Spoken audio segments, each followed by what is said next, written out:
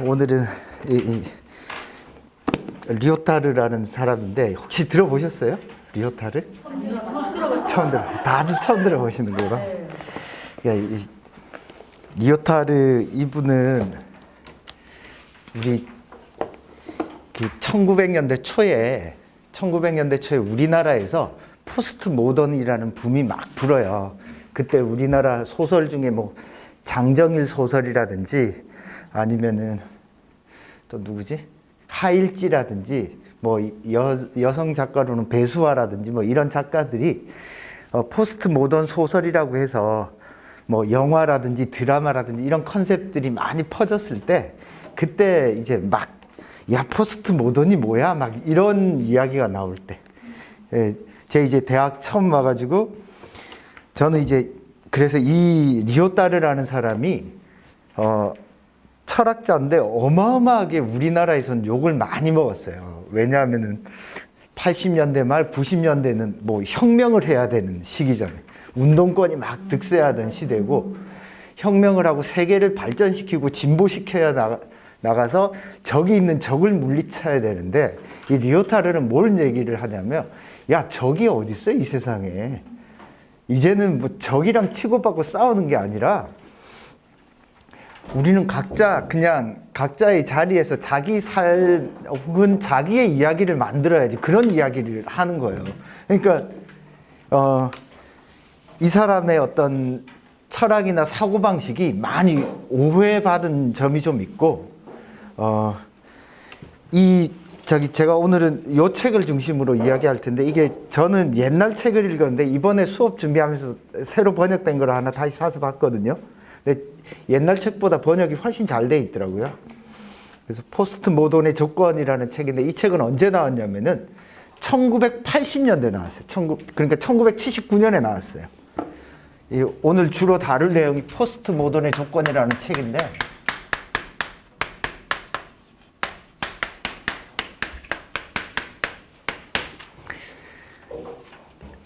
그러니까 모던하면 뭐예요? 모던.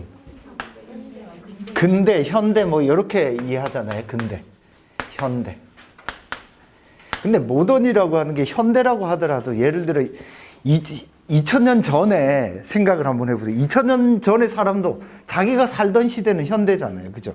그러니까 모던이라는 말은 지금 이 순간, 지금 우리가 살아가는 공간 이런 말이 들어있거든요.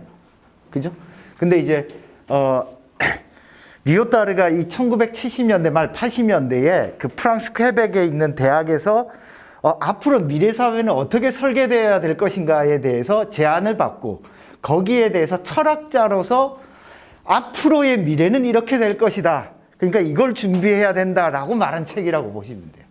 그러니까 지금까지의 모던은 이랬는데 모던 이후 앞으로의 미래는 이렇게 될 거야 라는 얘기를 쓴 책이에요. 그러니까 어떻게 보면은 미래학에 관련된 책이라고도 볼 수 있어요. 근데 이 리오타르가 말하는 미래는 어떤 거냐면 야 미래 별로 안 좋아. 전망 별로 없어. 그런 이야기를 하고 있거든요. 그러니까 우리나라에 들어왔을 때는 지금 이제 군사 정권을 벗어나서 막 새로운 세계를 딱 꿈꾸고 있는데 야 미래 별거 없다고 그러니까 사람들이 이 포스트 모던을 오히려 역사를 퇴행시키는 그런 사고방식 혹은 철학으로 이해를 많이 했어요. 그래서 이 포스트 모던의 조건은 지금 제 개인적인 생각은 지금 다시 읽으면 상당히 큰 도움이 될 것 같아요. 지금 우리 시대에 맞는 아이디어들이 많이 들어있어요. 일단 유럽에서도 전쟁을 겪잖아요. 전쟁을 겪고 나서 대략 한 1940년, 50년이라고 잡으면 대략 이 책이 80년대에 나왔으니까 전쟁이 끝나고 나서 한 30년 뒤에 30년 후에 나온 책이거든요. 지금 우리나라는 군사 정권이 대략 90년대 초에 끝났다고 치면은 30년 지나면 대략 2000년도죠. 그죠? 2000년도. 우리나라로 치면은 한 2000년도. 그러니까 30년 후 전쟁이 끝나고 나니까 이제 80년대, 우리나라는 2000년대. 그러니까 2000년대의 분위기, 막 월드컵을 하기 위해서 들떠 있었던 이 시대의 분위기와 제 개인적으로 느끼기에 이 리오타르가 썼던 이 80년대의 분위기가 약간 유사한 느낌이 있어요. 그러니까 전쟁이 끝나고 사회가 일정 정도 안정이 되고 자본주의가 자본의 축적을 통해서 급속도로 발전하고 우리나라는 WTO에 가입하면서 IMF를 걷고 나서 급격히 성장하던 시기. 그 월드컵 전으로. 그러면서 실제로 우리나라도 GDP가요. WTO 가입하고 나서 90년대 후반부터 2000년대 초반 급격히 올라갑니다. 비슷한 시기거든요. 그러니까 모던이라고 하는 어떤 근대적 이념과 다른 포스트, 현대 이후의 모습을 그린 사람이다라고 생각을 하시면 됩니다. 그러면 이제 우리가 포스트 모던을 잘 이해하려면 모던을 이해해야 되잖아요. 모던은 뭐예요, 모던? 모던, 근대. 근대. 그러면 근대적인 어떤 삶, 근대적인 목표? 근대는 누구냐면요, 우리 앞에서 얘기한 칸트, 헤겔, 베버, 이런 사람들이 추구했던 인간의 모습이 근대적 인간의 모습이에요. 야, 열심히 노력해서 네가 노력한 꿈을 이뤄 성취를 만들어야지. 이 세상을 열심히 노력해서 자유로운 세계를 만들어야지. 이게 이제 근대적인 사고방식이거든요.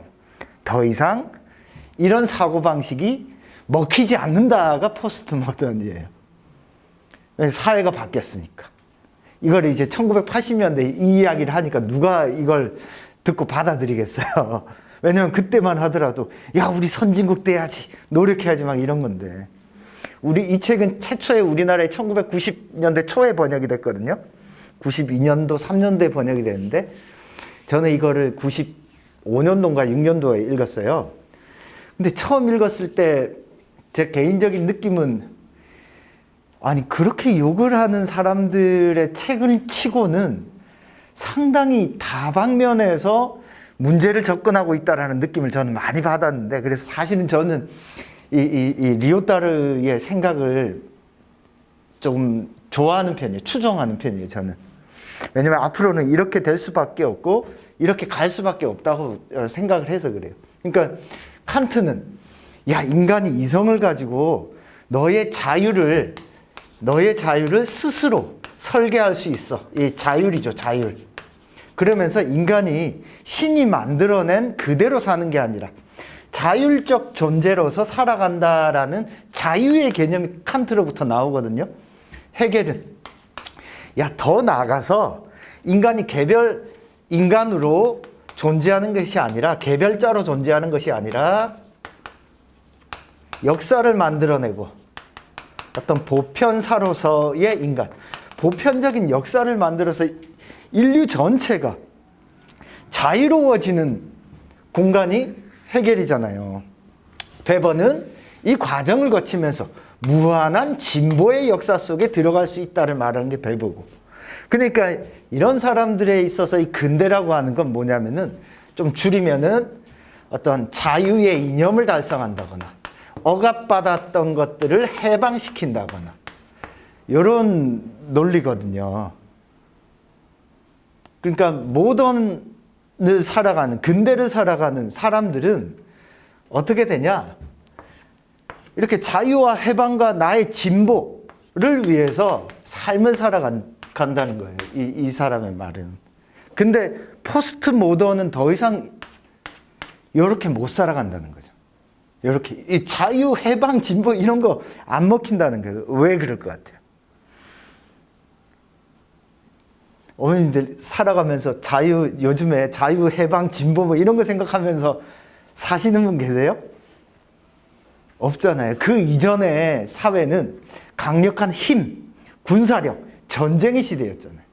그러니까 인간이 억압받고, 인간이 뭐 중세 때 어떤 종교에 의해서 인간이 억압받는다거나 내가 태어나면 그냥 신분에 맞게 산다거나 딱 정해져 있잖아요. 그러니까 요거는 어디랑 대비해서 중세랑 대비해서 부르주아가 자본가들이 혁명을 일으키면서 자유를 얻은 거잖아요. 그죠? 그게 근대잖아요. 그러니까 중세적 질서에 벗어나서 야, 우리도 더 이상 노예가 아니야. 우리도 하나의 주체가 될 수 있어. 라고 자각하면서 이걸 했는데 이제 전쟁이 끝나고 강력한 힘, 나를 억누르는 강력한 힘이 사라지고 이제 누가 승리를 했어요? 이제는 그런 자본주의가 승리를 했죠. 자본주의가 승리하고 이때는 이제 뭐가 나와요? 개인주의가 승리를 해버렸잖아요. 자본주의와 개인주의가 승리를 하고 나서 이제는 사회를, 정치를 지배하는 논리가 힘, 어떤 물리력이 아니라는 거예요. 물리력이 아니죠. 이제는 힘, 물리력이 아니라 자본, 아니면 개인의 어떤 취향, 가치, 이런 것들이 세상을 지배해버리니까 더 이상 사람들이 자유나 해방이나 진보 이런 거에 신경을 안 쓴다는 거예요. 이제는 나 하나 그냥 잘 먹고 잘 사는 거.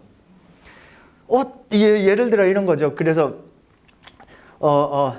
누가 어마어마하게 억압을 받아서 뭔가 부조리하다 보다 야 어디 아파트 값이 올랐대. 그게 우리 삶을 지배하는 하나의 담론이 되었잖아요.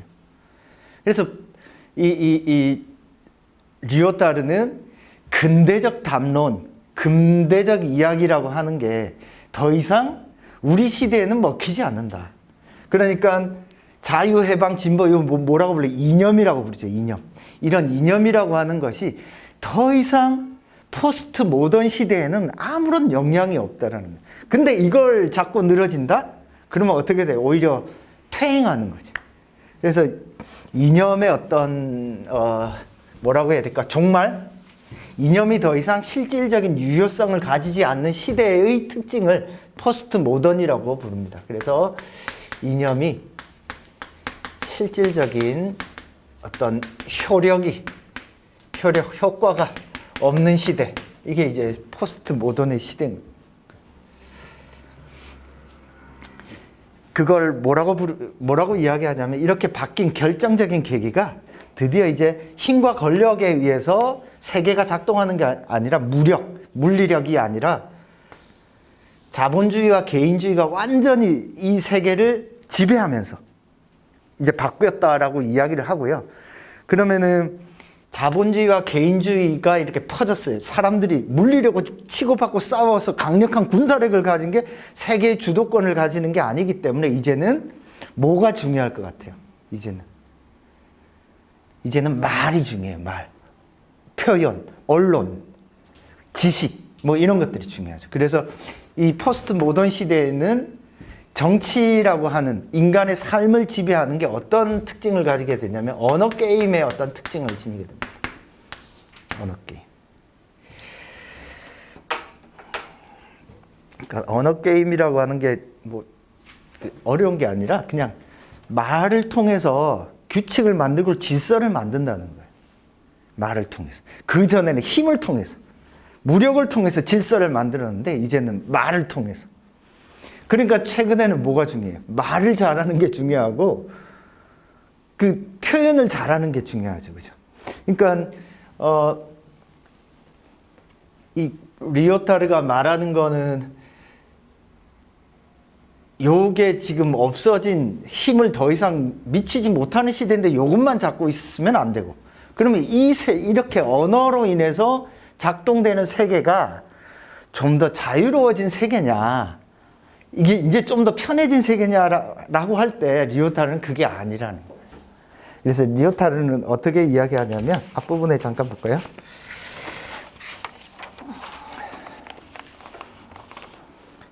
첫 쪽에 1쪽입니다. 1쪽 여기 1번.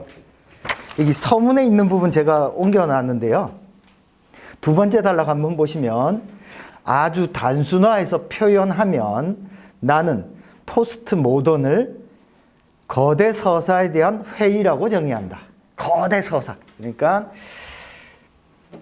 제가 전에 해겔 잠깐 이야기할 때 요 얘기한 거 기억나세요? 해겔이 개인이 어떤 감각을 통해서 어떤 감성, 이걸 오성을 통해서 이성으로 확대시키고 이것이 관념으로 발전해서 이념으로 발전해서 어떤 정신에 이르기까지. 이때 여기가 뭐예요? 이념이죠, 이념. 여기 이념. 그죠? 그러니까 해겔이 인간이 야, 네가 경험하고 체험하면서 이렇게 인간이 발달한다니까? 이건 뭐라고 부르냐? 리오타르는 거대 서사라고 불러요. 진짜 거대한 스토리. 야, 인류가 이렇게 발전하는 거야 라는 거대 서사. 거대 서사라고 부르고, 이런 거대 서사에 대한 회의, 내가 이때까지 믿었던 어떤 질서에 대한 회의가 들어있죠. 자, 이렇게 보시면 돼요.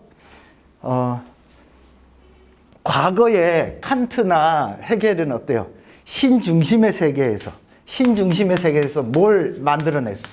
인간의 위대함을 딱 만들어냈단 말이에요. 인간의 위대함.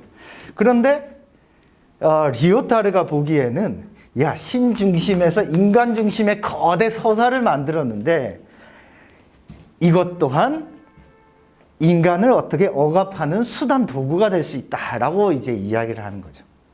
그래서 리오타르는 어떤 계열의 철학자냐? 니체 계열의 철학자예요. 니체 계열의 철학자인데, 니체 계열의 철학자는 뭐냐? 니체가 뭔 얘기했죠? 그 자라투스트라는 이렇게 말했다 해서 신은 죽었다를 말하는 사람이잖아요.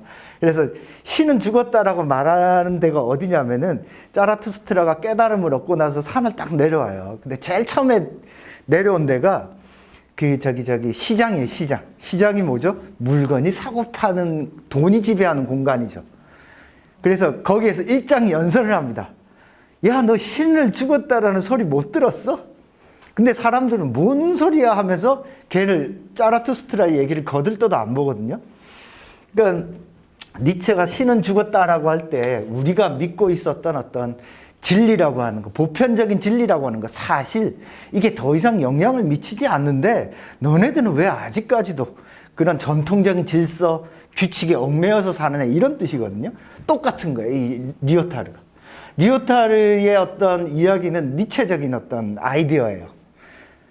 그래서 이때까지 인간이 이렇게 위대한 삶을 살아가지고 너의 자율성과 희망과 꿈과 세계를 변화시켜 라고 하는 거대 서사가 포스트 모던 시대에는 더 이상 영향을 미치지 않는다라는 거예요. 왜 그러냐?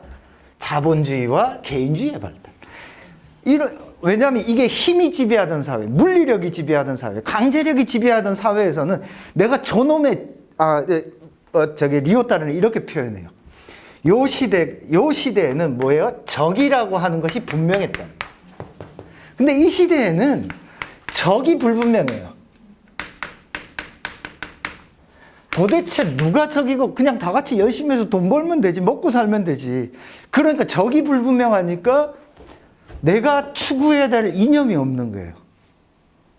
그래서 리오타르는 지금 이 자본주의와 개인주의가 발달된 이 시대에는 뭐가 발전할 수밖에 없냐면 모든 사람들이 자신의 삶에서 개인적 차원의 이야기만 발달할 수밖에 없다는 거예요. 그래서 과거에는 이렇게 조금 해볼게요. 과학과 서사를 조금 구분하는데 근대는 이제 과학의 시대잖아요. 과학의 시대.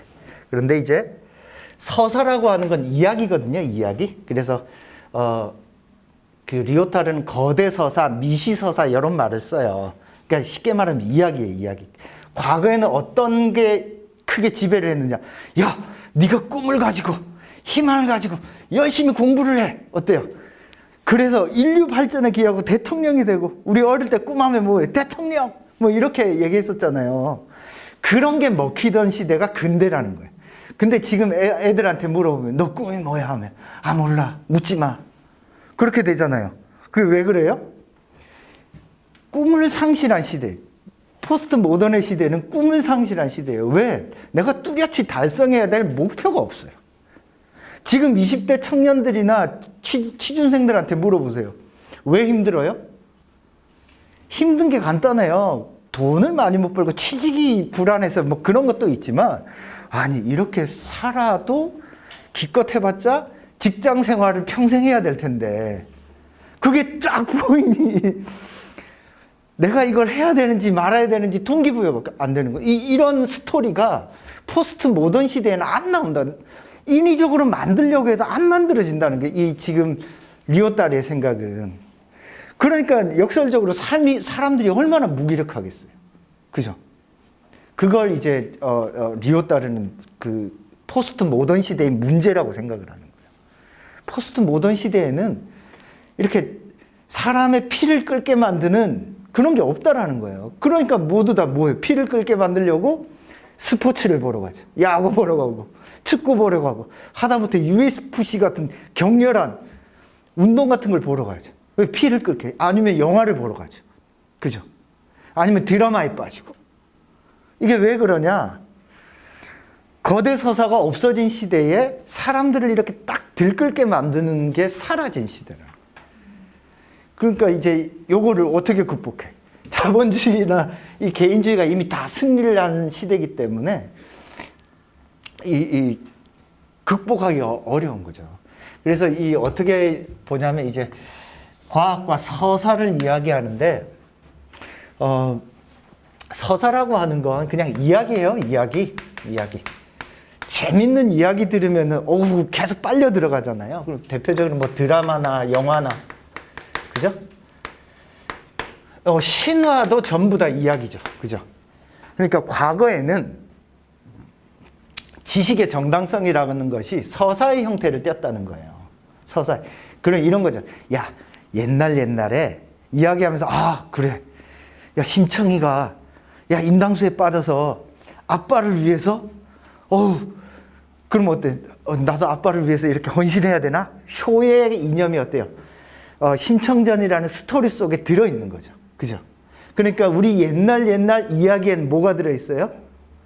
아이들이 어려서부터 읽는 동에는 거대 서사, 그 민족이나 그 역사가 가지고 있는 이야기들을 내면화하는 게 서사의 양식으로 들어있단 말이에요. 그러니까 진리가 전달되는 방식이 과거에는 서사의 형태였다는 거예요. 서사의 형태. 어떤 뜻인지 아시겠죠? 그래서 이런 서사적인 이야기들이 사람들이 오히려 훨씬 더 감명을 받고 훨씬 더 잘 공감을 해요. 그게 다 오늘날로 뭐예요? 영화랑 드라마예요. 만화, 애니메이션이고. 그러니까 진리나 지식이 전달되는 방식이 이런 형태였어요. 과거에는. 근데 과학은 근대에 들어서서 나오는 지식의 방식이죠. 근대 사회에서 과학은 논리를 통해서 전달을 하죠. 그죠? 그래서 과학과 서사는 조금 다르죠. 근데 이렇게 발전되는 이 과정이 있고, 그래서 요 과학이라는 이 과학은 논리적이기 때문에 우리가 어떤 서사라고 하는 것이 없을 것 같잖아요. 근데 이제 리오따르는 분석을 하면서 어떻게 하냐? 과학자들이 텔레비전에 나와서 어떤 과학적 발견을 하는 걸 인터뷰하거나 이야기하는 거 한번 들어봐라. 전부 다 과학적 발견의 내용이 아니라 내가 어떻게 이런 과정을 탐구했는지에 대한 서사적인 이야기라는 거예요. 그러니까 실제로 과학도 우리 일반 대중들에게는 어떻게 읽히냐면 이야기로 읽힌다는 거예요. 하나의 이야기로. 그렇잖아요. 솔직한 이야기로 하면 과학이 뭔 말하면 알아들으세요? 못 알아듣잖아요. 제가 이번에 고1 학생들 수업하면서 이과생이라고 해서 과학에 대한 이야기를 했더니 아무도 못 알아먹어. 제가 이 과학에 관심 있는 거야, 없는 거야? 네, 요즘에 고1 그러니까 과거보다 공부 양이 많이 줄었거든요. 그래서 그 실제로 특목고라든지 뭐 이렇게 가더라도 막상 학생들이 예전보다 훨씬 똑똑한 게 조금 덜해요. 공부 양이 조금 덜. 그러니까 과거에는 학생들이 이렇게 좀 상위권에 있는 아이들은 목표의식이 딱 뚜렷해가지고 막 하는데 요즘 상위권은 그런 게 좀 덜해요. 좀 차이가 좀 있어요. 여튼 그래서 과학도 이야기라는 거예요. 이 사람은. 사람들한테.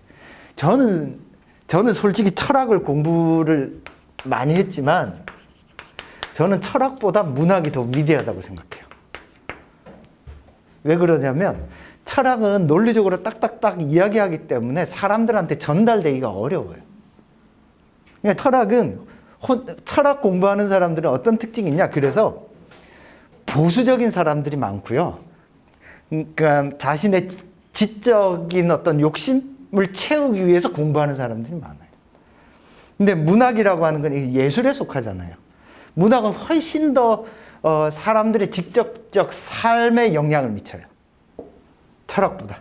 그래서 저는 사실은 그리고 어떤 본질에 다가가는 건 철학은 본질에 다가가는 척하면서 자기의 이익을 챙기거나 하는 경우가 있어요. 철학을 보면. 근데 문학은 그런 게 훨씬 덜해요. 물론 문단도 많이 조금 뭐 권력 집단이 되었다고 하지만 그래서 저는 개인적으로는 철학보다는 문학을 더 위대하게 봅니다. 그래서 이 리오타르는 뭐라고 얘기하냐? 야, 과학도 실제로는 과학적으로 아무리 열심히 탐구했다고 하더라도 결국에는 하나의 스토리, 이야기로 사람들이 납득되고 그것에 공감하는 거 아니냐. 과학의 힘이 아니라 과학에 관한 이야기의 힘이라는 거예요. 그래서 이 과학이라고 하는 것도 그 밑바탕에는 야, 이렇게 과학을 통해서 우리가 뭔가를 탐구했어. 그게 무엇이 뒷받침되어 있냐? 이런 사고방식이 뒷받침되어 있다는 거예요.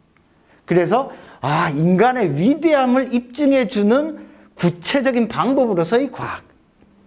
그러니까 이 과학이라고 하는 객관적인 탐구, 그 밑바탕에도 뭐가 들어있냐? 이러한 서사가 들어있다는 거예요. 서사가. 그래서 이렇게 생각해 보시면 돼요. 자, 우리가 자식한테 야, 너 열심히 공부해야지. 공부해 뭐 하려고 그래? 이거는 뭐야? 하나의 이야기죠. 이야기. 자식한테 하는 이야기면서 뭐 사회가 필요로 하는 것을 요구하는 거죠. 아이한테. 그죠? 그런데 여기다 쓸게요. 아이가 있고 뭐 부모가 있고 부모가 아이에게 어떤 교육이나 혹은 어떤 사회에서 나가야 될 뭐 태도나 아니면 하다못해 집에서의 어떤 뭐 예의라든지 이런 것들을 가르칠 거 아니에요. 그죠? 뭐 알게 모르게 가르치죠. 요게 하나의 어떤 집안 교육이잖아요. 그죠? 가정 교육이고. 그런데 부모는 아이에게 이렇게 가정교육을 통해서 가풍에 맞는 아이를 키워내잖아요. 그러면 부모는 이걸 아이한테 왜 가르치죠? 그래서 요거는 사회가 혹은 역사가 아이는 이렇게 길러야 돼라고 부모는 의식하든 무의식하든 자기만의 어떤 관념이나 생각이 있을 거 아니에요. 거기에 기반해서 가르치죠. 그죠? 그러면은 이 리오타르는 이걸 뭐라고 부르냐? 이걸 서사라고 불러요. 이게 부모가 아이를 가르치는 어떤 서사. 야, 너 이렇게 해야 나중에 성공하지. 라고 있다면 우리가 이런 서사적인 이야기를 아이에게 이야기를 할 때 그 밑바탕에는 뭐가 있냐? 메타서사가 있다라는 거예요. 메타서사. 메타서사는 뭐냐면은 요 이야기를 가능하게 해주는 서사, 스토리. 메타서사라고 하는 건 그런 뭐예요? 사회나 역사가 하나의 이런 사회나 역사에서 요구하는 어떤 특정한 이념이나 관념이 있고 이걸 내가 아이에게 전달하는 거죠. 근데 우리는 대부분 요거는 잘 숙지를 못하죠. 그래서 철학을 형이상학이라고 하잖아요. 그때 형이상학 할 때 그게 메타피지스거든. 메타가 무슨 뜻이냐면 뛰어넘다, 초월하다 이런 뜻이에요. 요즘에는 메타인지 이런 거 많이 들어보셨죠? 그거랑 똑같은 개념이에요. 그러니까 인지가 그냥 디테일한 이런 거 막 있는 게 아니라 이런 인지를 가능하게 해주는 조건. 요게 메타예요, 메타. 그러니까 이걸 메타서사라고 부르는데 방금 이야기한 이 과학이라고 하는 것이 야, 과학이 객관적이고 진리야인데 그 이면에는 메타서사로서 뭐가 작동하냐? 인간이 이렇게 뛰어나다, 위대하다. 인간이 이걸 통해서 세상을 지배할 수 있다는 메타서사의 전제에서 과학이 작동한다는 거예요. 그렇게 작동을 하다 보니까 이제 이 메타서사는 결국에는 뭘 가리키냐? 이건 근대적 사람들이 추구했던 철학, 윤리, 도덕이 되는 거죠. 그래서 이 메타서사는 그러면은 뭐야? 근대 철학이 되는 거예요. 근대 철학.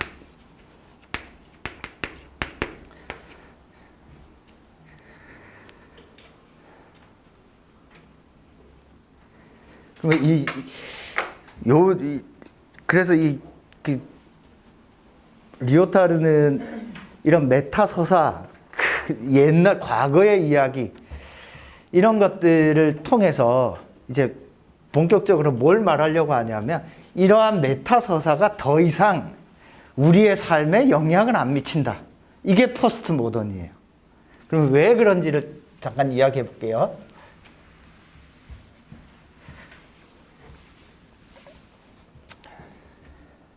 옛날에는 야 꿈을 가져 희망을 가져 막 그랬는데 아까도 이야기했듯이 이 메타서사가 사라진 가장 큰 이유는 이게 이제 사회가 자본주의로 완전히 자리 잡았기 때문에 자본주의에서 자리 잡은 자본주의는 뭐 개인의 이익이죠, 그죠? 소유권.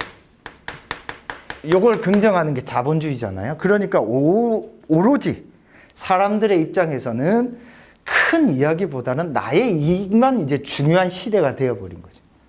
그죠? 그런 시대에는 이제 메타서사가 아니라 어떤 이야기가 큰 영향을 미치냐? 요거는 미시서사 혹은 작은 이야기. 작은 이야기가 훨씬 더 큰 영향을 미쳐요. 내 자식이 대학을 잘 갈까 말까가 중요하지 지금 우리 사회의 어떤 교육제도의 부조리가 어쩌고 저쩌고 이런 거 신경을 안 쓴다는 뜻이에요. 그죠? 그러니까 이때 이 메타서사가 지배하던 시대의 어떤 사회의 모습과 이런 포스트 모던의 미시서사가 지배하는 시대의 사회의 모습은 다 다르죠. 그럼 미시서사는 그럼 어떻게 되어 있냐? 예를 들어 법. 우리가 법을 공부하면 법학자가 쓰는 언어를 익혀야 되잖아요. 실제로 법전을 읽어보면은 평상시에 쓰지 않는 용어들이 툭툭 들어있거든요.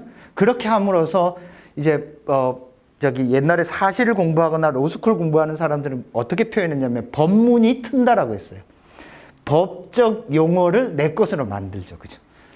법. 의사는요, 의사도 의료 용어들 있잖아요. 근데 보면은 어려운데 해석해보면 뭐 가슴을 열어서 뭐 종양을 꺼냄 이런 뜻이에요, 보면. 해석을 해보면. 의사도 자기만의 고유한 어떤 언어를 쓰죠, 그죠? 그러니까 뭐 교육을 하는 사람의 입장에서도 마찬가지. 각종 계층이나 직업군에서 각각의 개별적인 이야기들이 공존하는 시대인 거예요. 그러니까 예를 들어서 학부모님들은 고3을 앞둔 학부모님들의 입시생의 어떤 담론이 형성되죠. 그래서 어때요? 미시서사 작은 이야기 다른 말로 하면 담론이에요. 담론.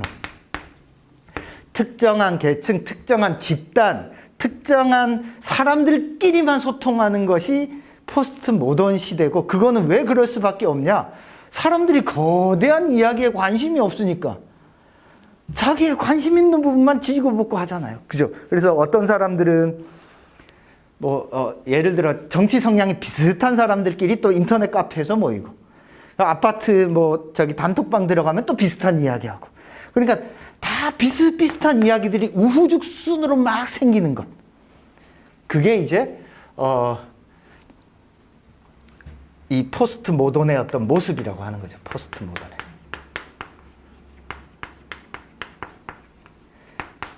이렇게 될 수밖에 없고 이런 사회에서 네가 아무리 거대한 이념과 자유와 평등과 인권을 부리짖어 봐야 사람들한테 씨알도 안 먹힌다 이야기를 하고 있어요. 그 리오타르. 이걸 언제 이야기했다고요? 1979년에 79년에 그러니까 우리나라보다 어마어마하게 빨리 한 거죠. 그죠? 80년대. 심지어는 이 책에 보면은 인공지능 그리고 빅데이터 이런 이야기들을 앞으로 어떻게 대처해야 되는가 이런 이야기 다 들어있어요. 그래서 제가 이 리오타르 편을 넣어둔 거는 뭐냐면 과거에 이제 인간이 성공해서 승리하는 방식과는 다른 어떤 승리의 방법들에 대한 어떤 단초를 조금이라도 찾을 수 있을 것 같아서 리오타르를 가지고 왔습니다. 그래서 포스트 모던의 모습은 이렇게 너무 다 파편화되어 있어서 뭐가 정답인지 말하기 어렵다는 거예요. 부모님들도 실제로 그렇지 않아요? 아니 게임을 잘해가지고 우승한 애가 뭐 그 연봉이 한 50억이 넘는다면서요? 그러면 과거에는 우리 때는 상상도 못했던 거잖아요. 그죠? 하다못해 텔레비전 유튜브를 찍으면서 돈을 벌고 살잖아요. 그러니까 과거에는 보세요. KBS, MBC 뭐 이런 거밖에 없다가 지금은 유튜브라는 채널이 엄청 많이 생기죠. 어때요? 과거에는 텔레비전 방송국이 거대 서사예요. 저는 초등학교 때 기억나는 게 텔레비전만 켜면 전두환이 나와서 본인은 그게 기억이 나. 아니 텔레비전만 켜면 전두환이 나왔어요. 하여튼 하루에 한 번도 안 나온 적이 없었던 것 같아요. 제 기억에. 그리고 이런 거죠. 개인이 이렇게 딱 자랄 때 과거에는 저도 초등학교 4학년 때까지인가 국민교육 현장을 외웠던 것 같은데 우리는 민족 중흥의 역사적 사명을 띠고 태어났다. 그렇게 하잖아요. 아니 나는 엄마 아빠가 사고 쳐서 태어났지 무슨 역사적 사명을 띠고 태어나요. 그게 뭐예요? 거대 서사를 내 의지와 상관없이 받으면서 자꾸 잘하는 거야. 받으면서. 거대 서사. 그러니까 이런 사고방식은 적이 분명한 공산주의를 물리쳐야 된다라는 이 적이 분명한 시대에는 이걸 받아들인단 말이에요. 사람들이. 근데 적이 분명하지 않은 시대. 자본주의는 적이 분명하지가 않아요. 왜? 네가 노력하면 네가 할 수 있으니까 적이 자기 자신이거든. 그렇기 때문에 자기 자신을 엄청나게 미워할 수가 없어요. 그래서 복잡하단 말이에요. 이 자본주의 시대에는. 공공의 적이 없는 거예요. 그렇죠. 네. 나한테는 적이지만 얘한테는 또 아닐 수도 있고. 그렇죠, 그렇죠. 그러니까 누구나 다 함께 야 쟤를 때려 부셔야 돼 없어요. 그러니까 국가대표 경기할 때만 사람들이 야 일본 저거 죽여야 돼 이렇게 되는 거죠. 그런 공공의 어떤 이런 이념, 메타 서사가 없는 시대에 그럼 사람들은 어떻게 살 거냐. 이제 리오타르가 물어보는 게 이거고 이게 쉽지 않다는 거예요. 그러니까 사람들에게 어떤 동기부여를 하기가 만만치 않다는 거죠. 제가 전에 프로이드 할 때 우울증이라고 하는 게 대상이 상실될 때 우울증이 생긴다라고 했잖아요.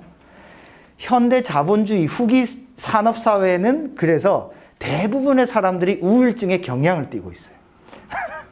이게 아예 이제 그 들레즈 같은 철학자는 이 후기 자본주의 시대를 이제 정신분열증의 시대라고 이야기해요. 물론 그게 이제 뭐 나쁜 표현으로 한 건 아닌데 그래서 책 제목이 앙띠 오이디푸스인데 부제가 자본주의와 정신분열증이에요. 부제가 이런 자본주의가 어떻게 정신분열을 촉진시키나. 이 구조가 정신분열을 만들 수밖에 없다. 왜? 추구해야 될 대상이 명확하지가 않거든요. 그러니까 사람들이 맨날 갈등하고 힘들고 그러니까 어때요? 역설적으로 교회가 잘 되는 거예요. 역설적으로 교회 가고 절에 가고 하는 거야. 왜? 내가 추구해야 될 목표나 방향이 안 보이니까. 그런 어떤 역설적인 게 있죠. 그러니까 이 리오타르는 그러면은 종교에 의지하지 않고 어떻게 이걸 극복해야 될까? 요거에 대해서 이제 고민하는데 이게 이제 쉽지가 않죠. 이게 그죠? 쉽지 않죠. 쉬우면은 누구나 다 우울증 없이 다 쾌활하고 기쁘게 살죠. 그래서 이 메타서사라고 하는 것이 사라진 시대가 실제로 해방의 시대가 아니고 자유로운 시대가 아니고 돈이 풍부하고 뭔가 먹을 게 풍부하다고 해서 이게 진짜 자유로운 시대가 아니라 오히려 미시서사, 작은 이야기가 끊임없이 충돌하면서 이게 뭐가 뭔지 하나도 모를 시대로 빠져버린 시대가 돼버렸다는 거예요. 이게 이제 리오타르가 말하는 이제 포스트 모던이라는 어떤 사회의 모습이고 여기에서 이제 어떻게 살아야 되지? 요거는 한 5분만 쉬었다가 이야기할게요. 이 사람도 재밌죠. 선생님 이번에 사신 그 책은 읽을만 한다. 가독성 괜찮아요. 대과책 읽지 말라고. 야, 이 책요. 바로 읽기는 조금 어려울 것 같은데.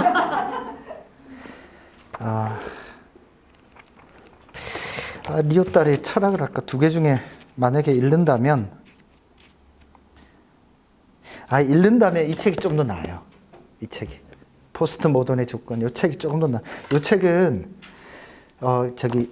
그 학장으로 취임하면서 교수 강연문인데, 조금 말년에 쓴 책이에요, 이 책은. 이 책은, 둘 중에 하나 정도 읽어보는 건 추천하는데, 이게 맥락이 안 잡히면은, 리오타르가 어떤 의도로 이런 이야기를 하는지가 안 잡히면은 잘 안 들어올 거예요, 아마. 근데 제가 설명한 걸 참고해서 들으면 요걸 조금 더 추천합니다, 저는.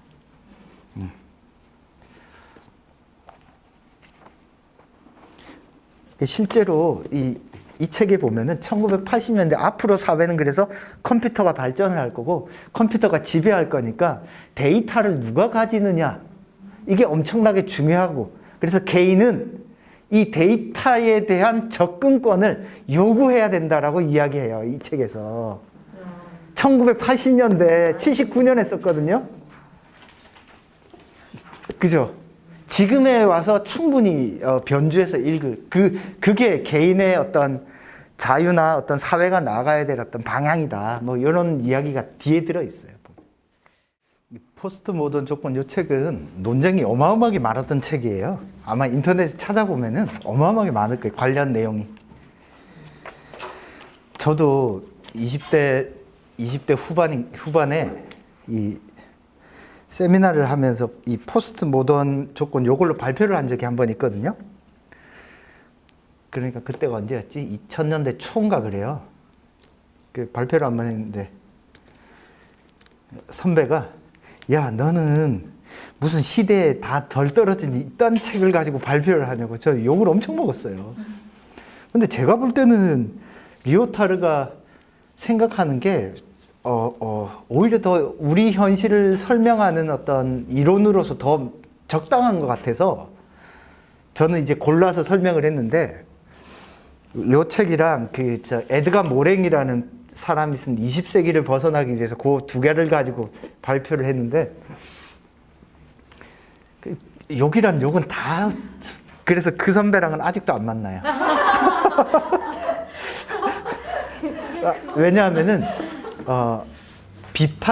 내가 이제 비판을 하는데 어떤 논리적인 어떤 근거나 이유가 있으면 조금 납득을 하는데 그냥 이건 덜 떨어진 책이라는 거야, 이 책은. 그렇게 이제 학교에서도 논리적인 거나 뭐 이런 거에 상관없이 그냥 자기랑 안 맞으면 부정하는 게 있어요. 철학을 공부하는 사람들도. 그분은 이제 사회학을 공부하는 사람인데 그래서 그 뒤로 안 보고 있죠. 한 20년 됐네.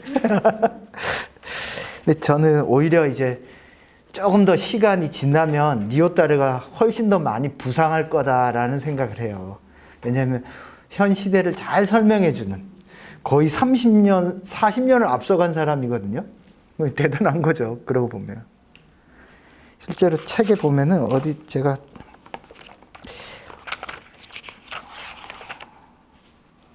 이 리오타르의 마지막 부분 제가 교재에는 안 넣어놨는데 마지막 부분 보면은 228쪽입니다. 사회의 컴퓨터화가 현명한 결정을 내릴 때 흔히 부족할 수 있는 정보를 제공함으로써 인간 집단이 메타 규범을 논의하는 데 도움을 줄 수 있다. 그러니까 컴퓨터화가 이때 진행될 걸 예측을 한 거예요. 이 책이 79년도에 나왔으니까. 이때 컴퓨터는 어떤 거냐면요. 이때 컴퓨터는 옛날에 우리 초창기에 봤던 컴퓨터 있잖아요. 그 컴퓨터의 성능을 내는 컴퓨터 크기가 요 방 사이즈 크기만 했어요. 이때 컴퓨터는. 근데 그 시대에 컴퓨터가 대량으로 데이터를 처리할 것이라고 예측을 한 거예요, 이 사람. 그래서 사회의 컴퓨터화가 이 두 번째 방향을 취할 수 있도록 우리가 택해야 할 노선은 원칙적으로 아주 단순하다. 대중에게 메모리 뱅크와 데이터 뱅크에 접근할 수 있는 자유를 주는 것이다. 벌써 1980년대 이렇게 이야기를 했다니까요. 그러니까 사회나 그러니까 이 과학이 이러한 생각을 한 배경에는 어떤 게 들어있냐면 과학이라고 하는 것이 앞으로는 확실성이 아니라 어떤 통계적 방법, 확률적 방법으로 바뀔 수밖에 없다라는 걸 이 사람은 이제 뒷부분에 과학이 어떻게 발전할 것인가에 대한 내용에서 넣어놓은 챕터가 있어요. 그래서 과학적 정당성의 문제를 이야기할 때 앞으로의 과학이라고 하는 것이 이런 확실성 이런 것보다는 어떤 확률적인 문제 이렇게 변화될 가능성이 있기 때문에 이 확률적인 문제, 이 다른 말로 하면 뭐죠? 통계죠, 통계. 결국 과학이라고 하는 것은 통계의 확률 싸움으로 갈 수밖에 없고, 그러면 통계의 확률은 거대한 데이터에 기반될 수밖에 없고, 그 거대한 데이터는 누가 처리해? 컴퓨터가 처리해. 그러면 그게 뭐예요? 오늘날로 말하는 인공지능이잖아요. 그러면 이 데이터가, 빅데이터가 많아지면 많아질수록 어떤 정보의 신뢰성이 점점 올라가는 시대가 되잖아. 그럴 때 우리 일반적인 사람이랑 이 데이터를 주무를 수 있는 사람이랑의 힘의 차이가 얼마나 크겠어요. 예를 들어서 마이크로소프트, 애플, 구글, 얘네들이 우리에 대해서 알고 있는 정보가 우리 자신보다 훨 많을걸요? 내 정보를 얘네들이 가지고 있잖아요. 그죠? 우리는 다 동의 하면서 내 위치 정보라든지 이런 거 다 주고 있잖아요. 어마어마한 데이터의 주권, 그걸 상업적으로 자신의 어떤 이익을 위해서 활용할 수 있는, 우리는 활용 못 하잖아요. 누가 활용해요? 얘네들이 활용을 하자. 전부 다 미국 기업들이. 대단하죠. 이런 데이터에 대한 어떤 접근권 혹은 활용권이라고 하는 게 사실상 우리한테는 거의 없죠. 그죠? 이런 문제들을 이미 3, 40년 앞서서 제기했다라는 것 자체만으로도 이 리오타르는 대단한 어떤 것 같아요. 그리고 여기에 대해서 그래서 리오타르는 이미 이렇게 될 수밖에 없으니까 사람은 자유로워지려면 이에 대한 어떤 접근권을 보장해야 돼. 뭐 이야기를 벌써 하고 있죠. 그죠? 그래서 그러면 이제 이런 정보나 데이터에 대한 접근권이 없는 시대를 살아가는 우리 같은 사람들은 어떻게 해야 되나? 그리고 아이들을 교육시켜야 하는 학부모, 선생의 입장에서는 어떻게 해야 되나? 이게 이제 어렵죠. 그러니까 선생들도 예전만큼의 어떤 그 위력이라든지 이런 게, 권위라든지 이런 게 없잖아요. 친구 같은 선생. 그래서 실제로 리오타르 이 책에 보면은 대학이라고 하는 것도 이렇게 이제는 위상이 바뀌었다. 그래서 과거, 근대의 대학이라고 하는 것은 어떤 시대를 이끌어갈 지식인을 생산하고, 그리고 시대의 어떤 영웅을 만들어내고, 이런 공간이었는데, 포스트 모던 시대의 대학은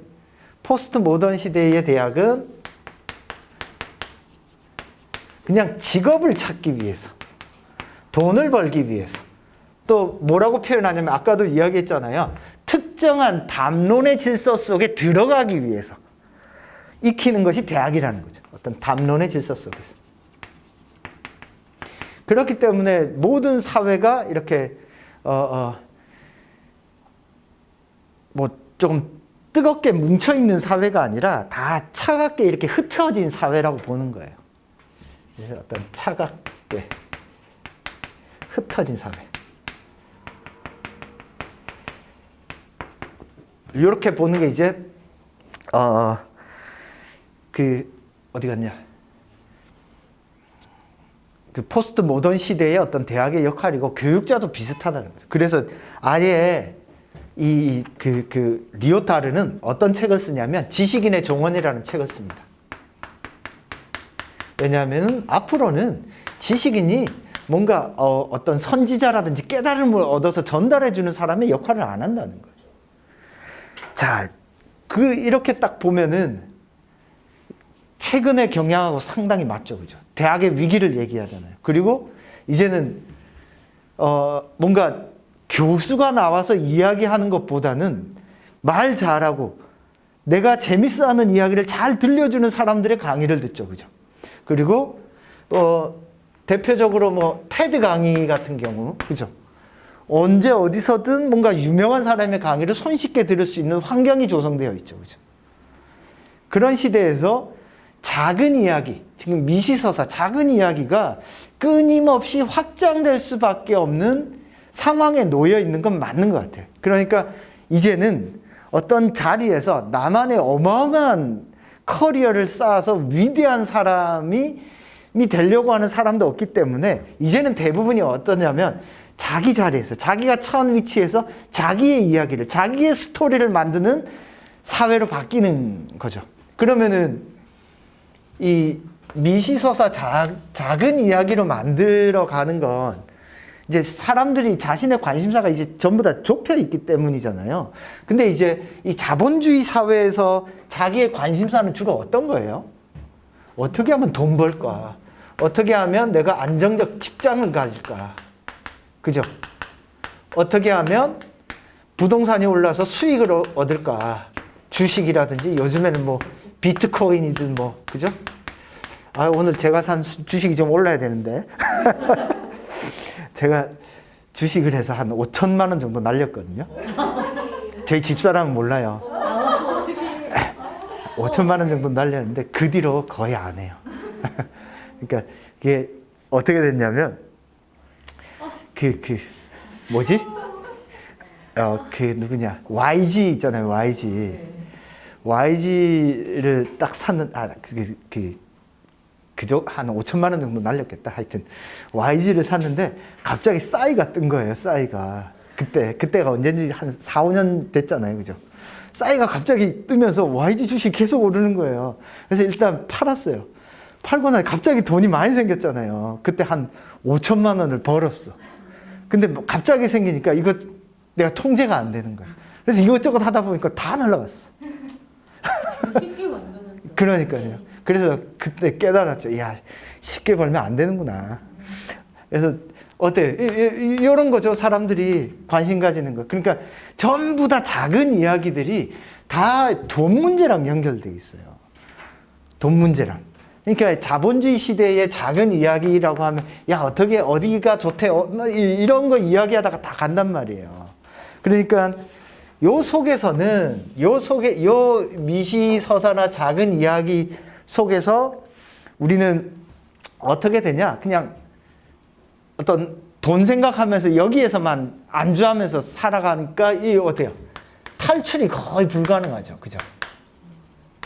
그리고 이게 사회의 당연한 이념이 돼버렸죠. 그죠? 그러니까 이 리오타르는 뭐라고 이야기하냐면 과거의 이념이라고 하는 건 그래도 눈에 확 보였어.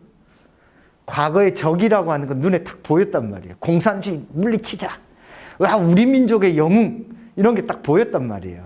근데 오늘날에는 아니 돈을 추구하는 것이 나쁘다라고 생각하는 사람 없잖아요. 그러니까 이 돈을 적으로 삼정하기가 쉽지가 않은 거야. 그렇다고 해서 돈을 추구하자니 내가 하고 싶은 걸 못하고 이게 막 갈등을 일으키는 거야.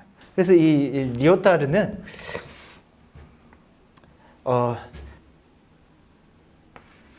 이렇게 자본이나 자본에 의해서 얻어지는 어떤 작은 이야기 외에 이제 자기가 스스로 탈출할 수 있는 이야기를 만들기를 원해요.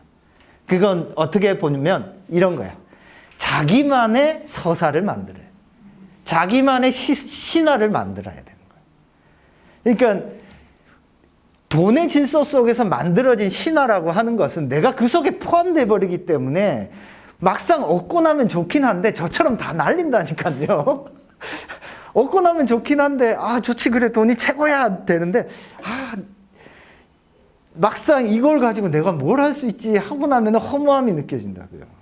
그러니까 이제 이걸 탈출하려면은 자기만의 어떤 서사, 자기만의 이야기를 만들어야 돼요. 이게 있어야 이제 사람들은 어떻게 돼? 이제 자기 삶의 에너지, 열정이 붙기 시작하는데, 그래야지만이 자기는 세상의 고유한 존재로서 유일함을 나타내잖아요. 근데 이게 쉬워요?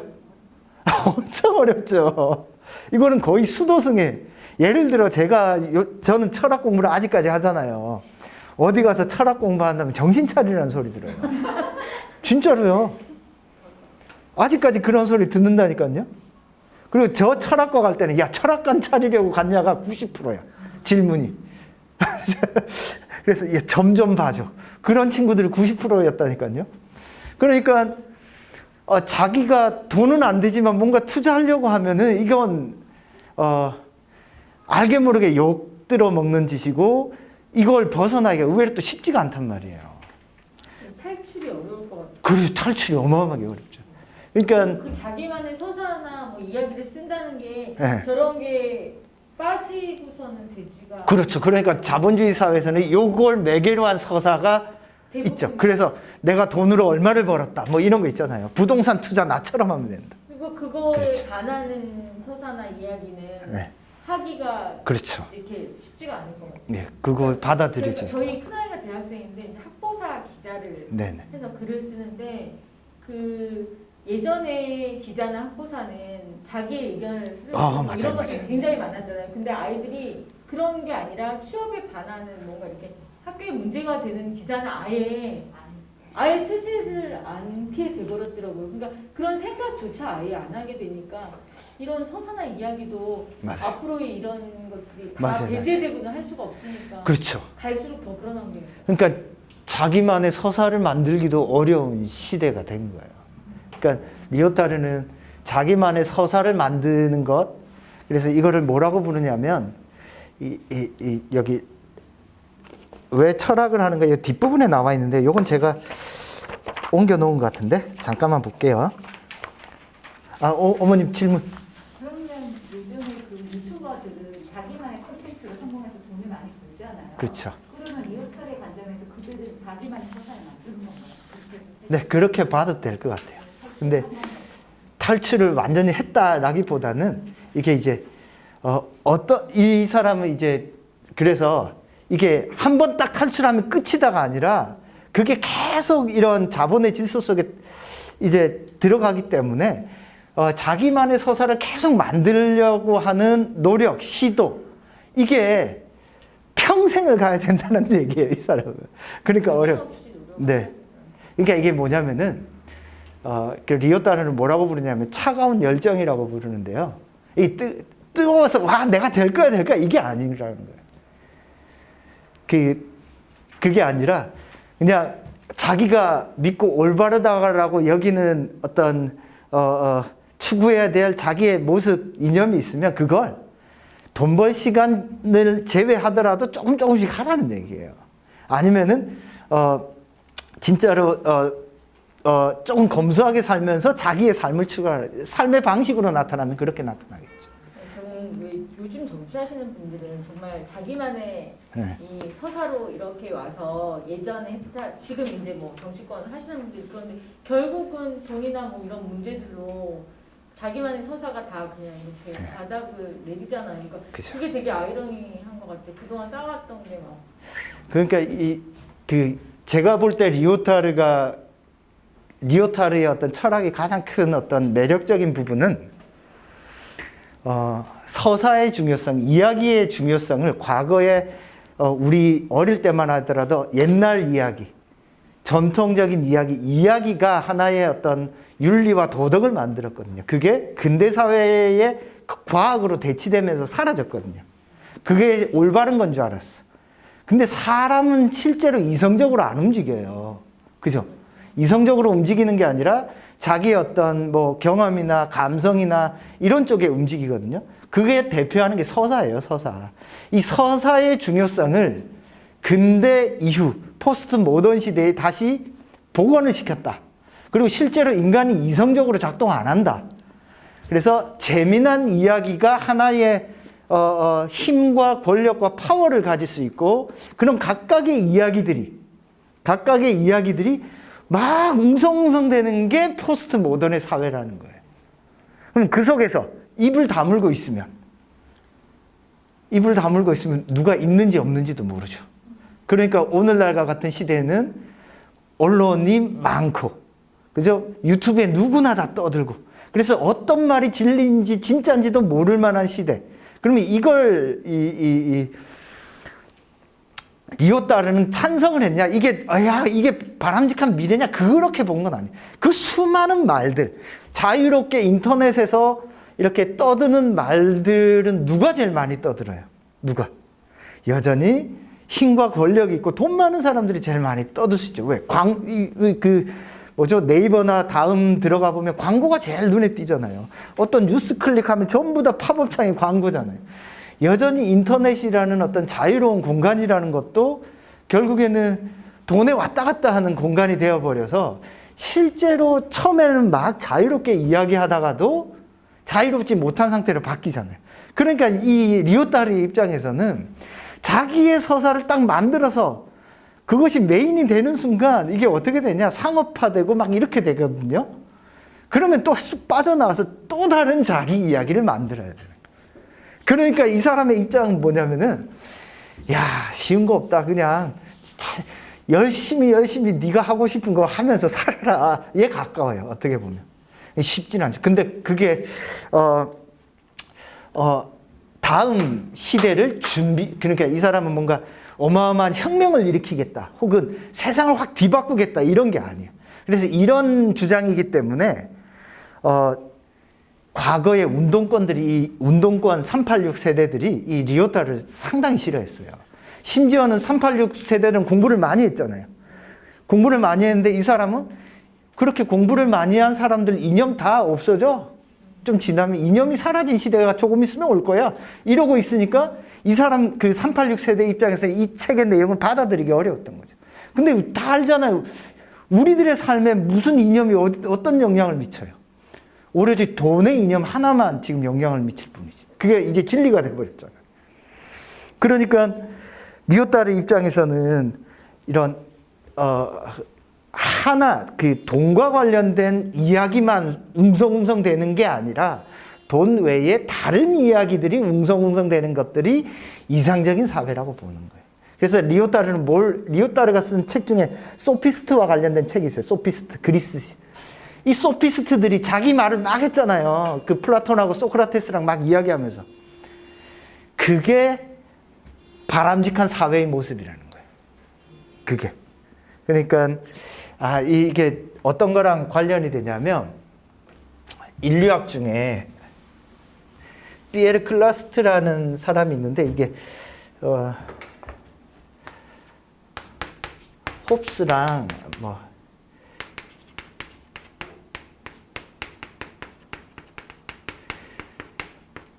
홉스는 이제 만일에 대한 투쟁 상태를 통해서 이게 너무 혼란하니까 내가 가진 권력을 군주에게 위임함으로써 통치를 받을 수 있고, 이렇게 통치를 받을 때 사회가 안전하게 작동한다를 말하는 게 홉스예요. 그러니까 우리의 어떤 사회 계약설 혹은 법적 지배, 법에 의한 지배의 정당성을 뒷받침하는 이론으로 홉스라든지 루소라든지 이런 사람들 많이 이야기하잖아요. 아이들 그 중고등학교 때 배워요. 근데 이제 피에르 클라스트는 원시 사회를 분석을 해봤더니 이 사람은 인류학자예요. 실제로 원시 사회는 이렇게 극단적인 어떤 전쟁의 상태로 안 빠지더라는 거야. 이거는 홉스, 그래서 조사를 해봤더니 홉스는 인류학적인 공부를 한 게 아니라 자기 상상 속에서 그렇게 스토리를 쓴 거죠. 피에르 클라스트 같은 경우에는 그래서 어떻게 이야기해? 실제로 인류학적인 탐구를 해봤더니 아프리카나 남미의 원시 부족들은 어떻게 살아가느냐 봤더니 이 촌장 있잖아요. 추장이 우리는 이렇게 생각하잖아요. 어마어마한 권력을 휘두르는 대통령, 이렇게 생각하잖아요. 근데 막상 실제로 안에 들어가서 관찰을 해봤더니 이 추장, 권력자는 뭘 하는 사람이냐면 구성원들을 조율해 주는 사람이에요. 그리고 실제로 월급이나 돈도 거의 없어요. 그러니까 부자가 아니야. 그러니까 이렇게 생각하면 심부름꾼이라고 생각하면 돼. 심부름꾼. 그나마 말이라든지 소통을 잘해서 조율을 잘하니까 추장이 된 거예요. 그래서 봤더니 그러면 이 원시사회의 집단 속에서 구성원들은 어떤 관계에 있냐라고 봤더니 어떤 관계에 있냐라고 실제로 들어가서 봤더니 이 피에르 클라스트는 뭐라고 하냐면 이 전쟁 기계라는 말을 써요. 전쟁 기계라는 말을 쓰는데 구성원들이 뭐 남자 여자 뭐 이렇게 역할이 나누어져 있겠지만 항상 전쟁할 준비를 하는 부족들이라는 거예요. 원시 부족은. 그럼 전쟁을 할 준비를 한다라는 말은 무슨 뜻이에요? 전쟁을 할 준비를 한다는 뜻은 약탈할 적이 있다거나 아니면 이런 거예요. 그러니까 내가 누군가의 이렇게 지배를 거부한다는 뜻이 있어요. 이게.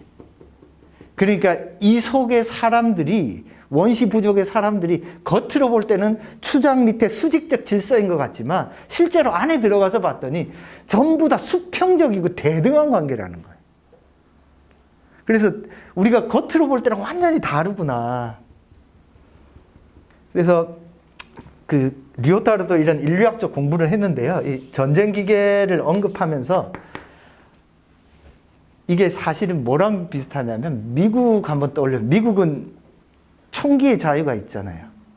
그러니까 이 다른 말로 하면은 총기가 있으니까 어느 정도 자력 구제가 허용이 되는 나라잖아요. 그죠?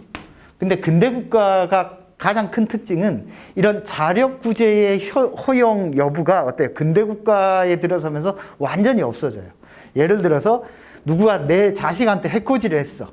그럼 내가 할 수 있는 건 뭐예요? 경찰에 신고하는 거죠. 그러니까 내가 내 자식을 위해서 할 수 있는 일이라고는 112에 신고하는 것밖에 없어요. 자력 구제가 어때요? 사라졌죠. 이 말은 뭐냐면 개인이 가지고 있는 고유한 권리, 힘, 권한들을 어떻게 한 거야?